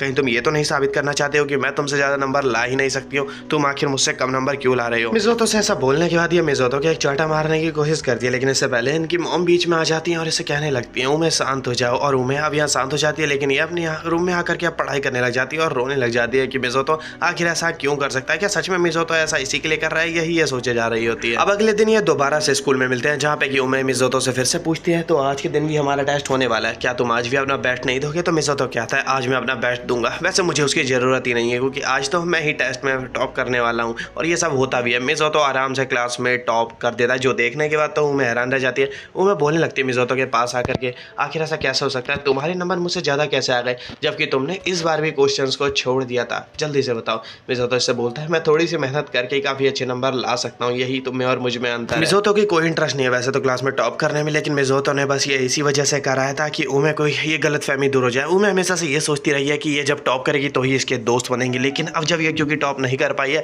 तब भी इसके दोस्त इससे पूछ रहे होते हैं कि तुम्हें दुखी होने की कोई ज़रूरत नहीं है, तो क्या हुआ अभी टॉप नहीं कर पाई तो अगली बार कर लोगी। जो देखने के बाद उमे हैरान रह जाती है और उमे की अब गलतफहमी भी दूर हो चुकी होती है कि अगर टॉप करेगी तो ही लोग इसे दोस्ती करना पसंद करेंगे। और जब इसकी गलतफहमी दूर हुई है तो इसे काफ़ी अच्छा लग रहा होता है और इसे समझ में आ जाता है कि मिज़ोतो ने ये सब इसके लिए ही किया था। हालांकि उमे इसके लिए मिज़ोतो को थैंक यू भी बोलती है, लेकिन मिज़ोतो इससे बोल देता है कि ये इसे काफ़ी अच्छे से समझता है और अब तो इसकी गलतफहमी दूर हो ही चुकी होगी। अब इस दिन के बाद से ही 3 दिन बीत चुके होते हैं और 3 दिन बाद उमे देख लेती है मिज़ोतो को एक लड़की के साथ किताबें पढ़ते हुए लाइब्रेरी में और ये सोचने लग जाती है मिज़ोतो के बारे में कि आखिर मिज़ोतो इस लड़की के साथ क्या कर रहा है यहाँ पर, क्योंकि मिज़ोतो इससे काफ़ी अच्छे से ही बात कर रहा होता है, जिस तरीके से मिज़ोतो नहीं करता है नॉर्मली लोगों से बात। ये दोनों ही काफ़ी बात कर रहे होते हैं एक दूसरे से, जो देखने के बाद तो काफ़ी ज़्यादा हैरान हो रही होती है उमे। अब थोड़ी देर बाद उमे तो यहाँ से चली जाती है, लेकिन ये लड़की और मिज़ोतो आपस में काफ़ी देर तक बात करते हैं और काफ़ी ज़्यादा सवाल जवाब भी करते हैं और यहीं पर हमें इस लड़की का नाम भी पता चलता है, इसका नाम है हिगाशिरा। और हिगाशिरा मिज़ोतो से पूछने लग जाती है, तुम्हें आखिर किस तरह के दोस्त पसंद है? तो मिज़ोतो इसे बताता है अपने बारे में कि इसे किस तरह के दोस्त पसंद है। और अब शाम भी हो चुकी होती है और अब ये दोनों वापस जाने लग जाते हैं, लेकिन तभी यहाँ पर इन्हें रास्ते में मिनामी मिल जाती है। मिनामी बोलने लग जाती है मिज़ोतो से, क्या तुम मुझे अपने नए दोस्त से नहीं मिलाओगे? तो मिज़ोतो कहता है कि तुमसे काफ़ी ज़्यादा ही डर रही लगता है हिगाशिरा। मिनामी अपना हाथ आगे करती है और कहने लग जाती है, तुम क्या कहना चाहते हो कि ये मुझसे डर रही है? इससे कहने लग जाती है हिगाशिरा कि मैं तुमसे डर नहीं रही हूँ, बस मुझे लोगों से ज़्यादा बात करने की आदत नहीं है। अब यहीं से सीन चेंज हो जाता है, हम उमे को देखते हैं जो कि घर बैठ करके हिगाशिरा के बारे में ही सोचे जा रही होती है कि आखिर वो क्या कर रही थी मिज़ोतो के साथ और मिज़ोतो आखिर किस तरह से उससे बात कर रहा था। वो तो उसको उसके फर्स्ट नेम से लेकर के भी बुला रही थी। इसके बाद ही उमे का बर्ताव तो अगले दिन से पूरी तरीके से बदल जाता है, जो देखने के बाद तो काफ़ी ज़्यादा मिज़ोतो हैरान हो रहा होता है, क्योंकि ये काफ़ी अच्छे से मिज़ोतो से बात कर रही होती है। मिज़ोतो को समझ ही नहीं आ रहा होता है कि इतनी जल्दी कैसे बदल गई और इतने अच्छे से आखिर इससे कैसे बात कर रही है। ना ही इसे ये परेशान कर रही है, ना ही ये चिढ़ा रही है इसको। और यही बात मिज़ोतो आकर के अपनी नई दोस्त हिगाशिरा को भी बता देता है। हिगाशिरा बोलने लगती है, इंसान समय के साथ बदल जाते हैं। मिज़ोतो इससे कहता है, हाँ इंसान समय के साथ बदल जाते हैं पर एकदम से थोड़ी ना बदल जाते हैं। ये बोलने लग जाती है कि वैसे मैं भी बदल जाऊंगी समय के साथ। तो मिज़ोतो इससे कहने लग जाता है, तुम काफ़ी ज़्यादा स्लो हो, तुम नहीं बदल पाओगी। ये बोलती है हिगाशिरा कि मैं धीरे धीरे तो बदल ही जाऊंगी ना, अगर स्लो भी हूँ तो मिज़ोतो ये बोलता है कि हाँ तुम बदल जाना, मैं भी तुम्हारे साथ ही चलूंगा इस फ्लो में, जो धीरे धीरे तुम चलोगी आगे। मिज़ोतो से ये बात सुनने के बाद हिगाशिरा को काफ़ी ज़्यादा ही अच्छा लगता है, लेकिन शायद ही मिज़ोतो यहाँ पर नोटिस कर पाता है कि हिगाशिरा मुस्कुरा रही थी। सीन चेंज हो जाता है, यहाँ पे हम उमे को देखते हैं जो कि अभी भी अपने भाई के बारे में, मिज़ोतो के बारे में ही सोचे जा रही थी। और अब मिज़ोतो यहाँ पर आ जाता है इसके रूम में, वो भी काफ़ी अच्छे कपड़े पहन करके। ये बोलने लगता है, तो छोटी बहन तुम्हें क्या लगता है मैं कैसा लग रहा हूँ? लेकिन इसे देखने के बाद तो काफ़ी ज़्यादा ही शर्माने लग जाती है उमे कुछ बोल ही नहीं पाती है। मिज़ोतो इसके पास आता है और फिर इसके गाल पे हाथ लगाते हुए इससे कहने लगता है, तुम्हें पता है मैंने क्या नोटिस करा है? मैंने नोटिस करा है कि तुम्हारा दिल 2 बार धड़क रहा है, लेकिन एक इंसान का दिल 1 सेकंड में 1 बार ही धड़क रहा है। क्या मैं इतना ज़्यादा अच्छा लग रहा हूँ तुम्हें देखने में कि तुम्हारा दिल 2 बार धड़क रहा है? क्या वजह बताना चाहोगी अब तुम? उमे समझ जाती है कि मिज़ोतो जानना चाहता है कि ये इतना अलग बर्ताव क्यों कर रही है। ये बता देती है कि इसे जलन महसूस हो रही है हिगाशिरा से। ये सुनने के बाद तो काफ़ी ज़्यादा हैरान रह जाता है मिज़ोतो भी सोचने लग जाता है कि आखिर जलन किस बात की हो रही है, क्योंकि वो तो मेरी बस एक दोस्त ही है। ये इसे कहने लगती है क्योंकि वो तुम्हें तुम्हारे फर्स्ट नेम से बुला रही है। तुम्हें याद है हम लास्ट टाइम जब मिले थे तब मुझे भी तुम्हें फर्स्ट नेम से बुलाने में काफ़ी ज़्यादा टाइम लग गया था। इसे बोलता है मिज़ोतो, देखो वो काफ़ी पुरानी बात हो गई और अभी की बात अलग है। देखो मिज़ोतो यहाँ से ये बोल कर चला जाता है कि तुम्हें अब ये सब सोचने की कोई ज़रूरत नहीं है, मेरी बस वो फ्रेंड है। लेकिन इसे तो काफ़ी ज़्यादा ही शर्म आ रही होती है। मिज़ोतो के जाते ही उमे भी अब सोचने लग जाती है कि मेरे ख्याल से अब मुझे भी आगे बढ़ जाना चाहिए और फिर ये अपने पास्ट को फिर से याद करने लग जाती है, जहाँ पे कि इसने किस तरीके से प्रपोज किया था मिज़ोतो को। इसने उसके शूज़ में लव लेटर को रख दिया था और उसे पढ़ने के बाद मिज़ोतो ने इसे डेट करना चालू कर दिया था। इसे पहले तो लग रहा था मिज़ोतो इसे डेट नहीं करेगा, लेकिन जब मिज़ोतो मान गया था तो इसे काफ़ी हैरानी हुई थी। लेकिन अब ये सोच रही होती है क्योंकि अब ये उसकी स्टेप सिस्टर ही है, तो इसे भी अब आगे बढ़ जाना चाहिए और मिज़ोतो को भी आगे बढ़ने देना चाहिए, और इसमें ये मिज़ोतो की हेल्प भी करने की सोचती है। इसी वजह से ये मिलने के लिए बुला लेती है हिगाशिरा को एक कैफेटेरिया में, और इसके साथ में यहाँ पर मिनामी भी होती है, और मिनामी और उमे दोनों ही बोलने लग जाते हैं हिगाशिरा से, हम तुम्हारे बारे में सब कुछ जानते हैं। हिगाशिरा तो डर जाती है इनसे सुनने के बाद, ये रोने लग जाती है, बोलती है क्या पता है तुम्हें मेरे बारे में। ये दोनों बोलती हैं हमें सब पता है। हिगाशिरा बोलती है क्या तुम्हें ये पता है कि मैंने एक बार अपने इस कपड़ों पे खाना गिरा दिया था। ये दोनों बोलते हैं नहीं ये तो नहीं पता। हिगाशिरा बोलती है तो क्या तुम्हें ये भी पता चल गया है कि मैं डंप हूँ। ये दोनों बोलती है नहीं हमें तो ये भी नहीं पता है। ये बोलने लग जाती हैं आप दोनों कि ये मेरे ख्याल से तुम बिल्कुल सही रहोगी मिज़ोतो के लिए डेट करने के लिए। पूछने लगती हैं दोनों ही इससे क्या तुम हिगाशिरा मिज़ोतो को डेट करना चाहोगे। मिज़ोतो तो काफ़ी ज़्यादा ही हैरान रह जाती है इन दोनों से ये सुनने के बाद। ये बोलने लग जाती है नहीं मैं तो बस उसकी फ्रेंड हूँ। उमे बोलने लग जाती है देखो अगर तुम्हारे मन में कुछ फीलिंग्स हैं उसको लेकर के तो बता दो अभी के अभी, हम तुम्हारी हेल्प करेंगे ताकि तुम डेट कर पाओ मिज़ोतो को। उमे और मिनामी यहाँ पर जिस तरह की बातें कर रही हैं हिगाशिरा काफ़ी ज़्यादा ही शर्मा रही होती है, लेकिन ये फिर भी थोड़ी देर बाद मान लेती है कि हाँ ये शायद से मिज़ोतो को थोड़ा थोड़ा पसंद करती है, लेकिन ये खुद भी नहीं जानती है कि क्या ये सच में मिज़ोतो को एज अ फ्रेंड पसंद करती है या ये अपना बॉयफ्रेंड उसे बनाना चाहती है। ये सब सुनने के बाद तो उमे सोचने लग जाती है इसका हाल तो बिल्कुल मेरी पास्ट लाइफ जैसा है। ये खुद भी नहीं पता कर पा रही है कि क्या ये सच में पसंद करती भी है मिज़ोतो को या फिर नहीं। इसीलिए अब खुद ही खड़ी हो जाती है उमे खड़ी होकर के बोलने लग जाती है अपने पास्ट को याद करते हुए, तुम्हें क्या उसका हाथ पकड़ना चाहती हो जब तुम बीमार पड़ जाओ, या फिर तुम उसका हाथ पकड़ के स्कूल जाना चाहती हो, या उसके साथ टाइम स्पेंड करना चाहती हो, क्या उसके साथ किताबें नहीं पढ़ना चाहती हो। अगर ये सब करना चाहती हो तो तुम्हें उसे अपना बॉयफ्रेंड बनाना ही पड़ेगा। अब बताओ। तो फिर इस चीज़ के लिए मान जाती है हिगाशिरा बोलने लगती है प्लीज़ मुझे बताओ कि आखिर मैं कैसे उसे अपना बॉयफ्रेंड बना सकती हूँ। हिगाशिरा ने उमे और मिनामी की बात पूरी तरह से मानने चालू कर दिया। ये जब भी किताबें आपसे पढ़ रही होती है ना मिज़ोतो के साथ में अलग तरीके से ही बैठ करके पढ़ रही होती है, जो देखने के बाद तो नोटिस भी नहीं कर रहा होता यहाँ तक कि मिज़ोतो, लेकिन उमे और मिनामी दोनों ही सोच रहे होते हैं वीडियो बनाते हुए कि कुछ ना कुछ रिएक्ट तो करेगा मिज़ोतो, लेकिन बंदे को तो फ़र्क ही नहीं पड़ रहा होता है, उसे बस अपनी किताबें पढ़ने से मतलब है। बाद में आकर पूछने भी लग जाती है आकर के मिनामी पूछती है हिगाशिरा से आखिर तुम्हारे ब्रेस्ट का साइज़ इतना ज़्यादा है तो आखिर उसने ध्यान भी नहीं दिया और तुमने अलग तरीके से बैठ कर किताबें भी पढ़ी थी। और ये बाद में क्लोज भी जाने की कोशिश करती है हिगाशिरा मिज़ोतो के, लेकिन तब भी मिज़ोतो को फ़र्क नहीं पड़ता और भी काफ़ी सारी ट्रिक्स अप्लाई करती है मिज़ोतो के खिलाफ। लेकिन मिज़ोतो थोड़ा दूर हो जाओ मेरे से, मैं पढ़ नहीं पा रहा हूँ। वेल यहाँ पर देखा जाए तो मैं भी जानना चाहूँगा ये किस तरह की ट्रिक इन लोगों ने इसे बताई है। ये खुद ही रो रही होती है इन ट्रिक्स को अप्लाई करने में, लेकिन बेचारी फिर भी अप्लाई किए ही जा रही होती है, लेकिन इसका कोई फ़ायदा ही नहीं हो रहा होता है, जो देखने के बाद ये दोनों भी काफ़ी ज़्यादा हैरान हो रही होती हैं। आखिर के फिर तो पूछने ही लग जाती है हिगाशिरा इन दोनों से तुम ईमानदारी से बताओ क्या मैं सच में उसकी गर्लफ्रेंड बन सकती हूँ। ये दोनों बोलती हैं अब तो हमें नहीं पता, पहले पता था, लेकिन फिर भी मिनामी बोलती है कि इस तरीके से तो तुम्हारा हार मानना बिल्कुल सही नहीं होगा। अगर तुमने अभी उसे प्रपोज नहीं करा तो बाद में तुम्हें इसका नुकसान झेलना पड़ सकता है। इसी वजह से ये भी सोच लेती है हिगाशिरा कि हाँ इसको बात मान लेनी चाहिए। मिनामी की ये हार नहीं मानती है, मेकअप करके जाती है अब ये दोबारा से मिज़ोतो के पास उसे बात करने के लिए। लेकिन मिज़ोतो हाँ तुम्हें क्या कुछ कहना है। मिज़ोतो अब भी ध्यान नहीं दे रहा होता, बंदा किताबें पढ़ने में ही लगा हुआ होता है और ये धीरे धीरे करके उसके क्लोज जाने लग जाती है और मिज़ोतो को अब गुस्सा आने लग जाता है क्योंकि किताब पढ़ते हुए कोई इसे डिस्टर्ब करे बंदे को पसंद ही नहीं है। ये इसका गला पकड़ता है और फिर इसके बाल बिगाड़ने चालू कर देता है। इससे बोलने लग जाती है हिगाशिरा कि ये सब करना बंद करो और ये सब तुम आखिर कर क्या रहे हो। और ये सब देखने के बाद उमे और मिनामी भी सोचने लग जाते हैं कि अबे यार लगता है ये इसे सच में अपना दोस्त ही समझ बैठा है, अब नहीं बनाएगा लगता है ये इसे अपनी गर्लफ्रेंड। लेकिन बाद में बोलती है ऐसे हिगाशिरा कि तुमने जो मेरे बाल बिगाड़े हैं उसकी कंघी करो, तो मान जाता है इसके लिए तो मिज़ोतो। अब स्कूल खत्म होने के बाद ये लोग दोबारा से कैफे में मिलते हैं और फिर से प्लानिंग बनाने लगते हैं कि ये किस तरीके से हिगाशिरा की हेल्प करेंगे ताकि ये मिज़ोतो को अपनी गर्लफ्रेंड बना ले। लेकिन भाई इन लोगों की कोई भी प्लानिंग तो काम आ ही नहीं रही होती है, लेकिन फिर भी हिगाशिरा बोल रही होती है क्या मैं कुछ कर सकती हूँ। मिनामी बोलती है एक लास्ट कोशिश तो करके देख ही सकते हैं, अगर तुम नाकामयाब होती हो और वैसे ही तुम्हें अपना दोस्त समझता रहा तो भूल जाओ कि फ्यूचर में कभी तुम उसे प्रपोज कर पाओगी, तो अभी ही सबसे बेस्ट टाइम है। हिगाशिरा को भी बात में दम लगता है और उमे को भी बात में दम लगता है, इसीलिए तीनों समझ चुकी हैं अब क्या करना है, तो इसीलिए तीनों एक साथ बोलती हैं कि आज ही तुम्हें प्रपोज करना पड़ेगा हिगाशिरा। तो हिगाशिरा भी समझ जाती है कि इसे आज ही प्रपोज करना पड़ेगा मिज़ोतो को, और मिज़ोतो को प्रपोज करने के लिए ये बुला लेती है वापस से स्कूल पे जैसे ही मिज़ोतो आता है, मिज़ोतो आते ही भाई सीरियस मूड के साथ जल्दी से काम की बात करो, तो मैंने आखिर यहाँ पर मुझे क्यों बुलाया। मिज़ोतो को इतना सीरियस देखने के बाद तो बेचारी हिगाशिरा शर्माने लग जाती है और इसे समझ नहीं आ रहा होता है कि आखिर ये कैसे कन्फेस करे, लेकिन फिर भी किसी तरीके से बहादुरी दिखाती है और बोल देती है कि क्या तुम मुझे एक बात बताओगे, मैं तुम्हें जब पहली बार मिली थी तो मैं तुम्हें कैसी लग रही थी। मिज़ोतो इस पर कोई जवाब नहीं देता, ये पूछने लग जाती है तुम्हें पता है सब लोग मुझे डम्प बेवकूफ़ समझते हैं, लेकिन तुम इकलौते हो जिसने कि मुझे फ्रेंड समझा है। मिज़ोतो कहने लगता है हाँ क्योंकि तुम मेरी फ्रेंड हो और मैं तुम्हें आगे भी अपनी फ्रेंड जरूर समझता रहूँगा।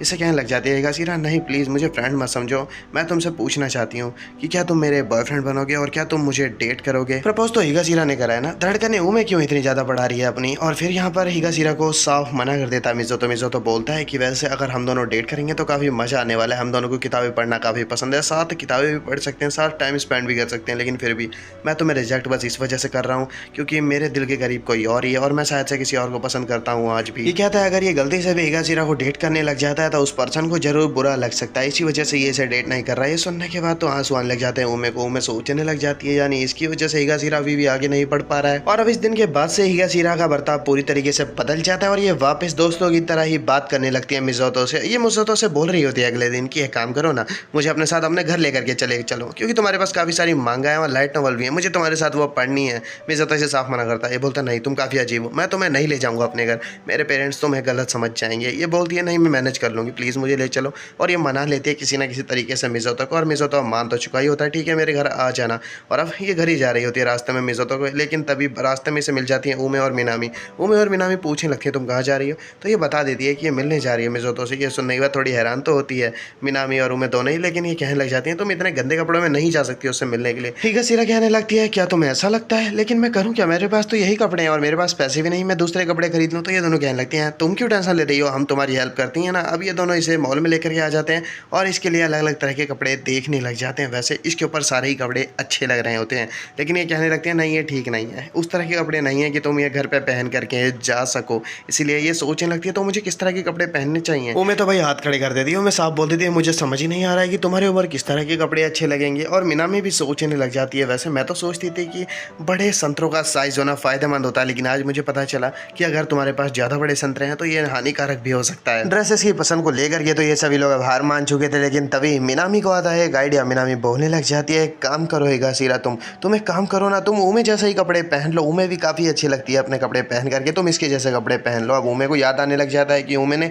इस तरह के कपड़े पहनने आखिर क्यों चालू करे थे। अभी करंटली जिस तरह के कपड़े उमे पहनती है ये ऐसे कपड़े अभी से ही नहीं पहनती आ रही है, ये जूनियर हाई से ही ऐसे कपड़े पहन रही है। और इसने ये सारी ड्रेसेस मिज़ोतो की वजह से ही पहननी चालू करी थी क्योंकि इसने काफ़ी रिसर्च करी कि आखिर मिज़ोतो को किस तरह की ड्रेसेस पसंद आ सकती हैं। और फिर इसने एक ड्रेस चूज़ भी कर ली थी जो कि थोड़ी सी छोटी थी, लेकिन फिर बाद में जब ये मिज़ोतो के साथ डेट पे करी तो फिर इसे पता चला कि मिज़ोतो ने तो इसे नोटिस भी नहीं करा, जो देखने के बाद इसे काफ़ी बुरा लगा था। लेकिन शाम को मिज़ोतो ने इसे नोटिस कर लिया था। मिज़ोतो इसे कहता भी है कि प्लीज़ इतने छोटे कपड़े मत पहनना। उस दिन के बाद ही ये सोचने लग गई थी कि मिज़ोतो को इसकी सच में चिंता है, तो इसी वजह से ये अब से उस तरह के कपड़े नहीं पहनेगी। और उस दिन के बाद से इसने अपनी ड्रेसेस को डिसाइड कर लिया था, लेकिन आज ये सोचने लग जाती है कि शायद से मुझे भी अब से अपने कपड़े चेंज कर लेने चाहिए, मैं भी आखिरकार कब तक इस तरह के कपड़े ही पहनती रहूँगी। इसीलिए ये भी अपने लिए आज एक नई ड्रेस ट्राई करती है। उमे और हिगाशिरा दोनों ही अपने लिए एक ड्रेस परचेस कर लेते हैं और फिर मिज़ोतो के पास जाने लग जाते हैं। हिगाशिरा तो मिज़ोतो के घर के बाहर खड़ी होकर के सोचने भी लग जाती है कि आखिर ये किस तरीके से मिज़ोतो के पेरेंट्स को फेस करने वाली है। और फिर ये जैसे घर पे आ जाती है मिज़ोतो के पेरेंट्स तो सच में हिगाशिरा के पीछे ही पड़ जाते हैं, यहाँ तक ये पीछे भी लगा देते हैं उमे को हिगाशिरा के। मिज़ोतो भी बोलने लग जाता है क्या तुम लोग पागल हो, तुम्हें सच में लगता है मैं उस तरह की चीज़ें घर पे करूँगा। लेकिन ये बोलती है कि देखो इसमें मैं कुछ नहीं कर सकती हूँ। और अब किताबें पढ़ने चालू कर देते हैं हिगाशिरा, वो भी मिज़ोतो के बेड पर लेट करके काफ़ी अलग तरीके से लेटी हुई होती है, जो देखने के बाद टोक देती है इसे उमे। उमे बोलती है कि देखो तुम्हें इस तरीके से नहीं लेटना चाहिए। ये बोलती है मिज़ोतो से कि तुम तो कुछ कहो। ये बोलता नहीं मुझे कोई फर्क नहीं पड़ता, मुझे तो ऐसे ही लगता है वो सच में लड़का ही है, वो हरकतें ही लड़कों वाली करती है। पहले तो हिगाशिरा बस किताबों तक ही टिकी हुई थी कि अलग तरीके से बैठ करके लेट कर किताबें पढ़ रही थी। अब थोड़ी देर बाद ये बैठ जाती है और फिर कहने लगती है इसके कंधों में दर्द होता है। ये बोलती है मिज़ोतो से कि मेरे कंधों में दर्द हो रहा है, प्लीज़ मेरे कंधे दबा दो। तो इसकी बात मान जाता है मिज़ोतो और फिर इसके पास आकर के इसके कंधे दबाने लग जाता है। वैल ये फिर काफ़ी ज़्यादा अलग तरीके की आवाज़ें निकालने लग जा सकती है, जो देखने के बाद उमे बोलती है उस तरह की आवाज़ें मत निकालो। ये बोलती है मेरे कंधों में दर्द हो रहा है। उमे इससे बोलती है तुम तो रहने दो। ये मिज़ोतो से बोलती है तुम तो समझो, तुम्हें उसके कंधे इस तरीके से नहीं दबाने चाहिए। मिज़ोतो बोलता है क्या इस बात से सच में कोई फर्क पड़ता है। हिगाशिरा बोलती है नहीं फर्क पड़ता, तुम कंधे दबाओ। और अब ये थोड़ी देर बाद हिगाशिरा बोलने लगती है मिज़ोतो से कि मेरे पैरों में क्या तुम जुराबे पहना सकते हो। मिज़ोतो इस चीज़ के लिए भी मान जाता है और इसे सॉक्स पहना देता है, जो देखने के बाद तो उमे हैरान रह जाती है और ये अब कुछ बेचारी बोल ही नहीं पा रही होती है। और फिर बाद में ये पूछने लग जाते हैं हिगाशिरा से एक बात बताओ क्या तुम सच में अभी भी उसके ऊपर ट्राई कर रही हो। ये बोलती है नहीं मैंने हार मान लिया, मैं तो अब उसे अपना दोस्त ही समझने लगी हूँ और मैं दोस्त जैसे ही उसके साथ टाइम स्पेंड करना चाहती हूँ। लेकिन फिर भी मैं नहीं चाहती हूँ उसकी कोई गर्लफ्रेंड बने, क्योंकि अगर उसकी कोई गर्लफ्रेंड बन जाती है और या फिर है भी तो मुझे उससे जलन महसूस होगी काफ़ी ज़्यादा, इसलिए मैं नहीं चाहती हूँ। और मैं ट्राई करती रहूँगी कि वो कभी ना कभी शायद मेरा बॉयफ्रेंड बन जाए अगर वो मैं ट्राई करती हूँ तो। हिगाशिरा से ये बात सुनने के बाद उमे को काफ़ी ज़्यादा ही अच्छा लगता है। वेल अच्छा लगेगा भी क्यों नहीं, कौन नहीं चाहता है कि उसकी कॉम्पिटिटर खत्म हो जाए। ये हर कोई यही चाहता है कि उसके कॉम्पिटिटर खत्म हो जाए, इसी वजह से इसे काफ़ी ज़्यादा अच्छा लग रहा होता है। लेकिन इसने ट्राई जरूर किया था कि मिज़ोतो को कोई गर्लफ्रेंड मिल जाए, लेकिन इसका मन कहाँ ही मानने वाला, ये भी तो उसे पसंद करती है ना। हिगाशिरा जाने लग जाती है और फिर उमे आ जाती है मिज़ोतो के पास और इसके पास आकर के कहने लग जाती है तुमने वो जो किया उसकी सजा तो तुम्हें मिलनी चाहिए, तुमने उसे जुराब पहनाई थी ना, अब आकर के मुझे भी सॉक्स पहनाओ। ये सुनने के बाद तो मिज़ोतो इसके पास आकर के सॉक्स पहनाने लगता है। ये बोलता है ये क्या चल रहा है, क्या तुम मुझसे कोई कॉम्पिटिशन करना चाहती हो या फिर तुम मुझे परेशान कर रही हो। अब इन्हें नीचे से आवाज आने लग जाती है, तो फिर अब ये नीचे जैसे आते हैं इन्हें पता चलता है कि हिगाशिरा को परेशान कर रहे होते हैं इनके पेरेंट्स। ये दोनों ही हिगाशिरा से बार बार यही पूछे जा रहे होते हैं क्या तुम हमारे बेटे की एक्स गर्लफ्रेंड हो, क्यों तुम मुझे परेशान करा था तुमने लास्ट टाइम, और ऐसे ही सवाल पूछे जा रहे होते हैं। इसी वजह से हिगाशिरा को छोड़ने जाना पड़ता है मिज़ोतो को। मिज़ोतो रास्ते में जब इसे छोड़ने जा रहा होता है तभी मिज़ोतो से बोलने लग जाते हैं हिगाशिरा, वैसे मैं तुमसे एक बात कहना चाहती हूँ, मैं तुम्हारी गर्लफ्रेंड तो नहीं बन सकती हूँ, लेकिन फिर भी मैं तुम्हारे संग ऐसा दोस्त टाइम स्पेंड करूंगी और हमें साथ में काफी ज्यादा मजा आने वाला है। हिगाशिरा से ये बात सुनने के बाद तो मिज़ोतो को वापस उमे की याद आने लग जाती है और हिगाशिरा अब यहाँ से चली जाती है। मिज़ोतो भी अब याद करने लग जाता है कि किस तरीके से ये उमे को भी पहली बार जब अपने घर लेकर के आया था तो ये उस दिन काफी ज्यादा ही शर्मा रहा था और ये इतना ज्यादा घबरा चुका था कि ये लोग बस एक ही किताब उस टाइम पढ़ पाए थे और उस किताब को पढ़ने के बाद ही 1 से 1.5 घंटे बाद इसने बोल दिया उमे से कि तुम्हारे पेरेंट्स काफी ज्यादा तुम्हारी फिक्र कर रहे होंगे तो तुम्हें मेरे ख्याल से यहाँ से अब चलना चाहिए। ऐसा बोल करके ये उमे को वापस घर छोड़ने जाने लग जाता है, लेकिन बाद में उसे घर छोड़ के आने के बाद ये सोचने लग जाता है कि अब यार मैं कितना बड़ा बेवकूफ़ हूँ, मुझे जब उसे छोड़ के ही आना था तो मैं उसे इतनी जल्दी लेकर के क्यों आया था और मैं उसे इतने कम समय के लिए क्यों लेकर के आया था अपने पास। उमे भी मिज़ोतो को लेकर के यही सोचे जा रही होती है कि मिज़ोतो ने आखिर इतनी जल्दी से जाने के लिए क्यों कह दिया। आखिर इस वक्त मिज़ोतो ये याद कर रहा है कि ये पास्ट में कितना ज्यादा ही डंप और इडियट हुआ करता था ये दोनों, लेकिन फिर भी काफी ज्यादा इंजॉय किया करते थे साथ में। इन्हें साथ में टाइम स्पेंड करने में काफी ज्यादा ही मजा आता था। ये दोनों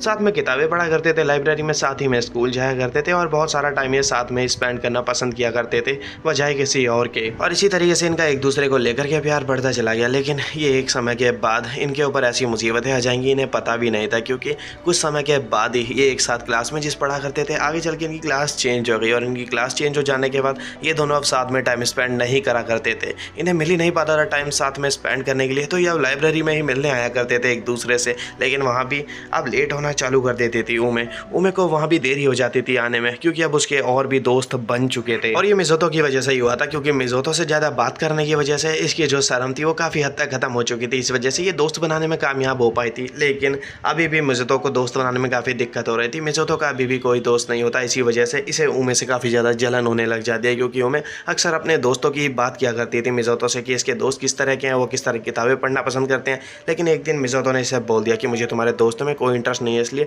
उनकी बातें मुझसे मत करा करो। ये बात जरूर पसंद नहीं आई थी उमे को, और बाद में मिज़ोतो को भी रिग्रेट हुआ था कि हाँ उसने ऐसा क्यों बोल दिया। इस वक्त मैंने सोच लिया था कि अब से मिज़ोतो के सामने अपने किसी भी दोस्त का जिक्र नहीं किया करेगी, इसीलिए ये लाइब्रेरी में दोबारा मिलने आती है मिज़ोतो से। लेकिन ये देखते हैं कि मिज़ोतो खुद ही एक लड़की से बात कर रहा होता है, जो देखने के बाद इसे गुस्सा आ जाता है। ये मिज़ोतो से बात करने आती है, उस लड़की के जाते ही उससे बोलने लगती है मिज़ोतो से कि तुम उस लड़की से क्यों बात कर रहे थे, तुम मुझसे तो बोलते हो कि मैं अपने दोस्तों से ही बात करती रहती हूँ, बस उन्हीं के साथ टाइम स्पेंड करती हूँ, लेकिन तुम्हारा क्या, तुम भी तो उस लड़की से बातें करते रहते हो ना।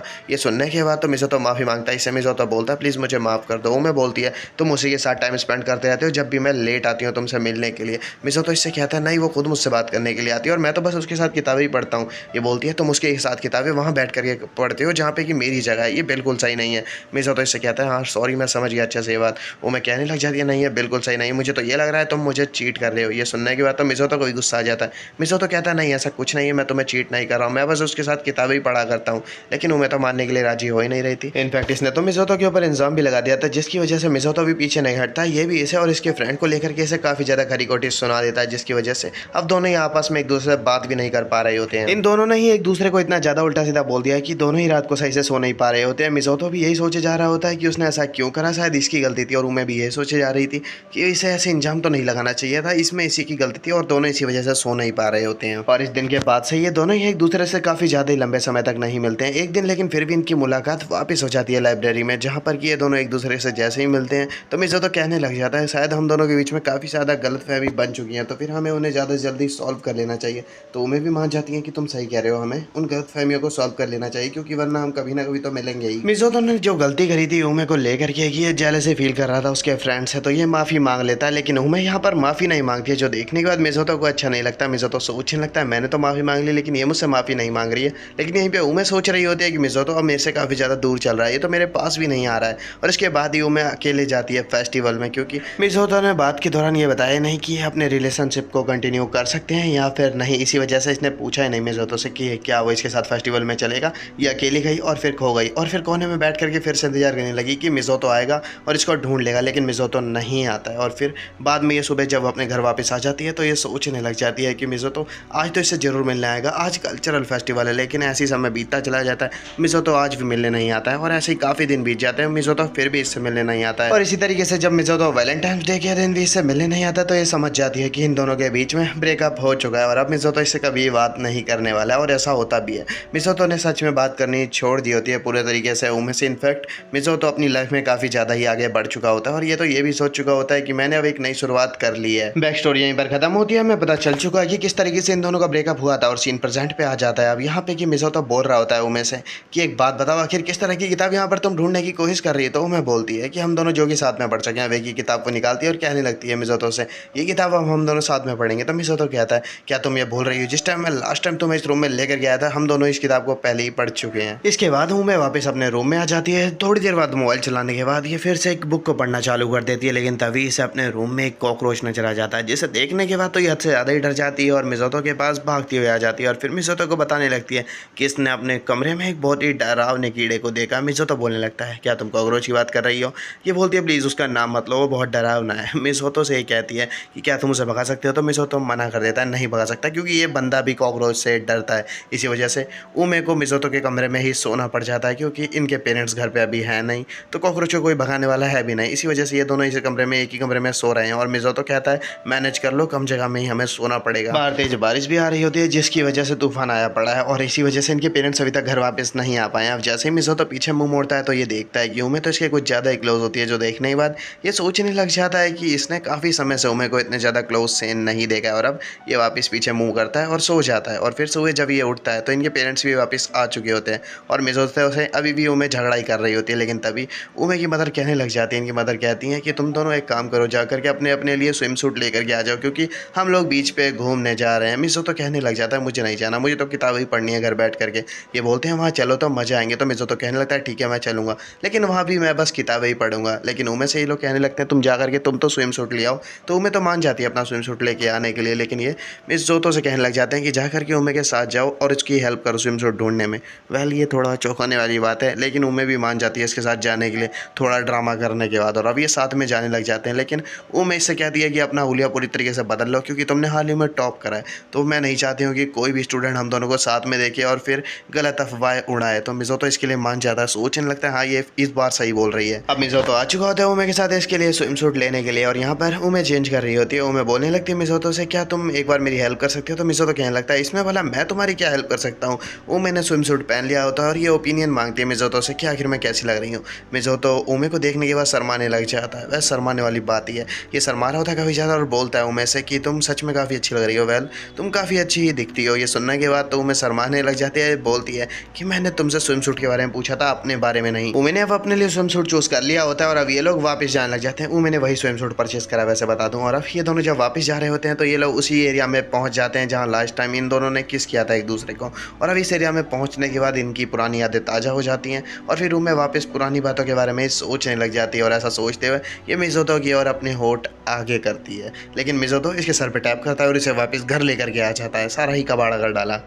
ये लोग जैसे ही वापस घर आ जाते हैं तो उमे मिज़ोतो के पास आती है और इससे कहने लग जाती है, तुमने जो मुझे लास्ट टाइम किताब पढ़ने के लिए दी थी वो काफ़ी ज़्यादा मज़ेदार थी, क्या तुम मुझे ऐसी किताबें और दे सकते हो। तो मिज़ोतो इसके लिए मान जाता है, लेकिन तभी इनके पेरेंट्स इन दोनों को इस तरह साथ में बात करते हुए देख के काफ़ी हैरान हो रहे होते हैं। तो उमे पूछने लगती है कि आप इतने हैरान क्यों हो रहे हो आप लोग। तो ये बताते हैं कि तुम दोनों साथ में ऐसा कपल लग रहे हो। ये बात सुनने के बाद दोनों शर्माने लग जाते हैं। उमे कहने लगती है, आपको इस तरह का मजाक नहीं करना चाहिए। इनके पेरेंट्स बोलते हैं, शायद तुम लोग सही कह रहे हो, लेकिन हम लोग झूठ नहीं बोल रहे हैं। और अब यहीं से सीन चेंज हो जाता है और अगले सीन में हम लोग हिगाशिरा, मिज़ोतो और उमे को साथ में मूवी देखते हैं। ये लोग एक बॉलीवुड मूवी देख रहे हैं और यहाँ पर हिगाशिरा कुछ ज़्यादा ही क्लोज आई हुई होती है मिज़ोतो के। इनफैक्ट इसके लैब पे सर रख के लेट हुई होती है, जो देखने के बाद उमे काफ़ी हैरान हो रही होती है और सोच रही होती है हिगाशिरा तो मिज़ोतो की कुछ ज़्यादा ही क्लोज आई पड़ी है। ये दोनों काफ़ी अच्छे ही दोस्त बन चुके हैं। और अब थोड़ी देर में मूवी खत्म हो जाती है तो मिज़ोतो से पूछने लगती है हिगाशिरा, तो मैं पिक्चर कैसी लगी। तो मिज़ोतो कहता है, इतनी कुछ खास तो नहीं थी, लेकिन फिर भी इसकी स्टोरी में काफ़ी ज़्यादा ही दम था, तो मूवी अच्छी लगी मुझे। और अब मिज़ोतो कहने लगता है, लेकिन फिर भी इस मूवी को देख करके मुझे काफ़ी थकावट हो चुकी है और मैं अब सोने जा रहा हूँ।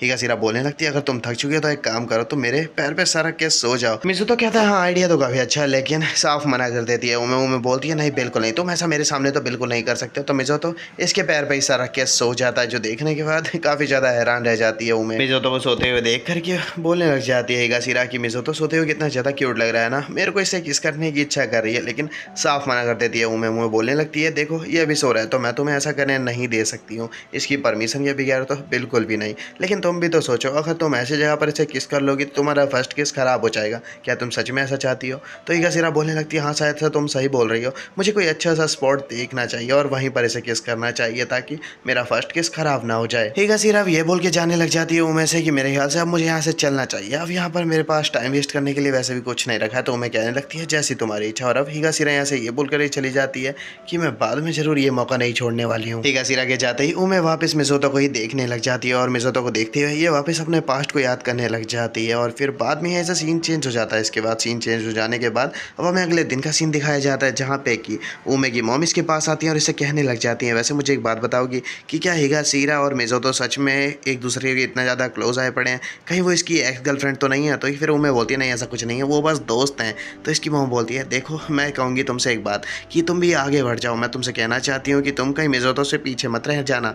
तो ये बोलती है उमे कि देखिए ऐसा कुछ भी नहीं है, मैं उससे पीछे नहीं रहने वाली हूँ। अपनी मॉम से बोलने के बाद उमे वापस अपने रूम में आ जाती है और जहाँ पे ये मिज़ुतो से फ़ोन पे बात करती है काफ़ी देर तक। और अब इनका ये दिन यहीं पर ख़त्म हो जाता है। अगले दिन हमें दिखाया जाता है कि ये सब अब अपने होम टाउन पे आ चुके होते हैं, जहाँ पे कि मिज़ुतो काफ़ी दिनों बाद अपनी ग्रैंड मदर से मिलता है और उमे भी आज अपनी ग्रैंड मदर से मिलने के बाद काफ़ी ज़्यादा खुश होती है। और उमे तो काफ़ी ज़्यादा पसंद आती है मिज़ुतो की ग्रैंड मदर को और ये बोलने लग जाती है कि इन दोनों की लगता है जोड़ी काफ़ी अच्छी बनेगी। तो बोलने लग जाता है मिज़ुतो नहीं ऐसा कुछ भी नहीं है, ये दोनों तो आपस में ज़्यादा बात भी नहीं करते, लेकिन फिर भी उमे की मदर बोलने लग जाती है कि नहीं इन दोनों का बॉन्ड काफ़ी अच्छा बनने लगा है और इन लोगों ने काफ़ी अच्छे से एक दूसरे से बात करने भी चालू कर दी है। ये सुनने के बाद तो उमे की ग्रैंड मदर को काफ़ी ज़्यादा अच्छा लगता है। बोलती है मिज़ुतो वैसे ज़्यादा लोगों से बात तो नहीं करता है, लेकिन तुमसे कर रहा है ये तो अच्छी बात है। मिज़ुतो के डैडी भी बोलते हैं हाँ आप बिल्कुल सही कह रही हैं मदर। अभी ये लोग यहाँ पर बस बात कर ही रहे होते हैं कि यहाँ पर एक लड़की आ जाती है जो कि आते ही मिज़ुतो का हाथ पकड़ लेती है और मिज़ुतो से पूछने लगती है तो मिज़ुतो तुम कैसे हो, तुम तो काफ़ी बड़े हो गए। मिज़ुतो बोलने लग जाता है हाँ मैं काफ़ी बढ़िया हूँ, ये मिज़ुतो की कज़न है और अब से ये उमे की भी कज़न होने वाली है। ये उमे को देखने के बाद थोड़ी हैरान हो रही होती है और इसके साथ एक छोटी लड़की भी होती है, ये भी उमे को देख के थोड़ी हैरान हो रही होती है।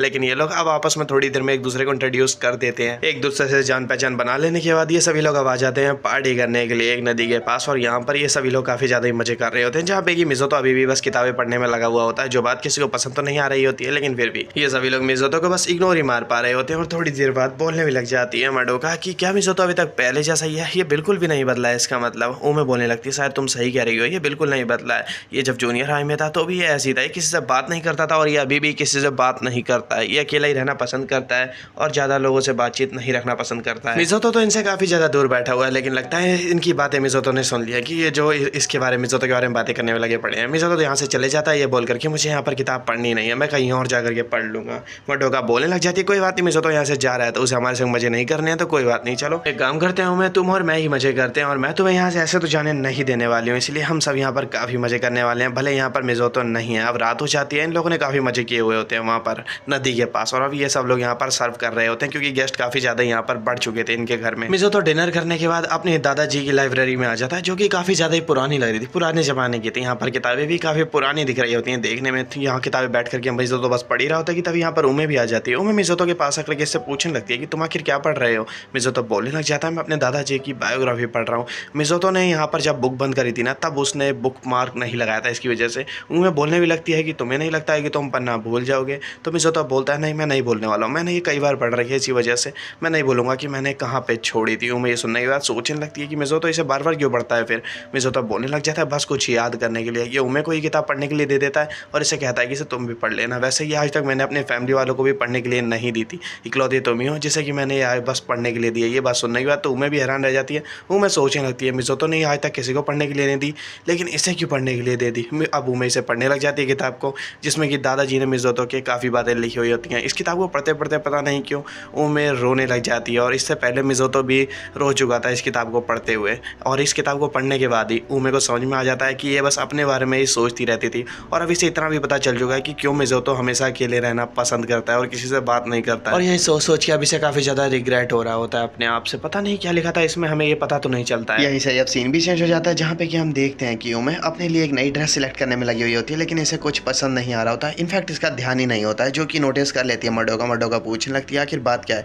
इनमें से एक सिलेक्ट करो ना, फेस्टिवल में नहीं चलना क्या। लेकिन उमे तो अपने ख्वाबों में खोई हुई होती है और अब इससे पूछने लगती है मडोका आखिर बात क्या तुम बताओगी। तो ये मडोका को बताती है कि इसने मिज़ोतो से कल रात को पूछा था, पिछली रात को इसने पूछा था कि उसका फर्स्ट लव कौन था, तो उसने इसे जवाब दिया है कि उसे मुस्कुराना पसंद है। और मुस्कुराती कौन रहती है, मडोका मुस्कुराती रहती है। इसी वजह से इसे ऐसा लग रहा है कि मडोका मिज़ोतो का फर्स्ट लव है। उमे मडोका से पूछने लग जाती है मुझे एक बात बताओ, मुझे प्यार के बारे में बताओ कि आखिर प्यार किस तरीके से होता है, अगर प्यार होता है तो फिर क्या होता है इंसान को फील। तो मडोका बताती है अगर तुम्हें किसी से प्यार हो जाता है तो तुम्हें उसके आसपास खड़े होने में घबराहट महसूस होने लगती है, तुम डरने से लग जाते हो, तुम्हारा दिल डबल तेजी से धड़कने लग जाता है और तुम्हें कुछ समझ में नहीं आता है उस पर्सन के आसपास। इस वक्त तक मडोका को इतना तो समझ में आ चुका था कि उमे और मिज़ोतो के बीच में कुछ तो हुआ है। इसी वजह से ये लेकर के आ जाती है उमे को मिज़ोतो के पास, वो भी बहाना दे करके कि इसे बल्ब सही करवाना है। और फिर इन दोनों को अकेले छोड़ करके यहाँ से चली जाती है। मिज़ोतो बोलने लगता है आखिर वजह क्या है, तुमने मुझे यहाँ पर क्यों बुलाया, वो भी इस तरीके से। तो ये बोलने लगती है मैंने नहीं बुलाया, तुम्हें मडोका ने बुलाया और अब आई गए हो तो थोड़ी देर बैठ ही जाओ। मिज़ोतो उमे की बात मानते हुए अब यहाँ पर बैठ जाता है और अपना फ़ोन चलाने लग जाता है। और फिर उमे सोचने लग जाती है अपनी नई फैमिली के बारे में, जो इसके नए रिलेटिव्स बने, और उस किताब के बारे में जो कि इसे ग्रैंडफादर की बायोग्राफी थी। और यही किताब को बारे में सोचते सोचते ये सोचने लगती है।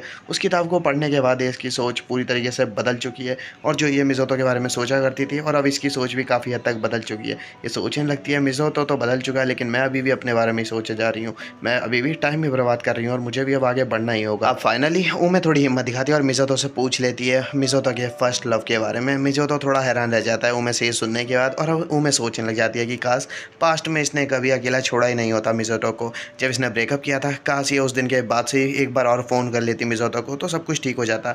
काश ये डेट पे भी जाना वापस चालू कर देती मिज़ोतो के संग तो भी सब कुछ बदल सकता था, लेकिन इसने कोशिश ही नहीं करी। और बस इन्हीं बातों के बारे में सोच सोच के इसकी आंखों में आंसू आ जा रहे होते हैं, जो कि नोटिस भी कर लेता है मिज़ोतो। मिज़ोतो कहता है उमे से है उमे चलो एक काम करते हैं, हम अपने पास्ट में एक बार और चलते हैं। ये बात जैसे ही उमे सुनती है ये मिज़ोतो के गले लग जाती है। और अब जैसे ही 5 से 10 मिनट बाद माहौल वापस ठंडा हो जाता है तो मिज़ोतो बोलने लग जाता है उमे से तो तुम्हें ऐसा लग रहा है कि मडोका मेरा फर्स्ट लव है, देखो तुम तो बिल्कुल बच्ची हो और नादान हो और बेवकूफ़ हो, तुम बाहर से होशियार लगती हो लेकिन अंदर से एक छोटी बच्ची हो, तुम बिल्कुल गलत समझ रही हो। ये सुनने के बाद तो उमे को काफ़ी ज़्यादा ही अच्छा लगता है। वैसे तो उमे की काफ़ी ज़्यादा इंसल्ट कर चुका है यहाँ पर मिज़ोतो, लेकिन उमे को कोई फ़र्क नहीं पड़ रहा होता है। उमे इनफैक्ट मुस्कुरा रही होती है क्योंकि मडोका फर्स्ट लव नहीं है फाइनली मिज़ोतो का, ये सोच करके काफ़ी खुश हो रही होती है। उमे को मुस्कुराते हुए देख के मिज़ोतो अब यहाँ से वापस जाने लगता है और जाते हुए कहता है मेरे फर्स्ट लव को मुस्कुराना काफ़ी ज़्यादा पसंद है। शायद से अब की बार उमे अच्छे से समझ चुकी है मिज़ोतो किसकी बात कर रहा है, इनफैक्ट ये शर्माने भी लग जाती है ये बात सुनने के बाद। तो गाइस अभी इस एनीमे का एक सिंगल लास्ट एपिसोड बचा हुआ है, लगभग 8 से 10 मिनट का वीडियो होगा जो कि जल्दी आ जाएगा। तो चलो फिर नेक्स्ट वीडियो में मिलते हैं, बाय गाइस।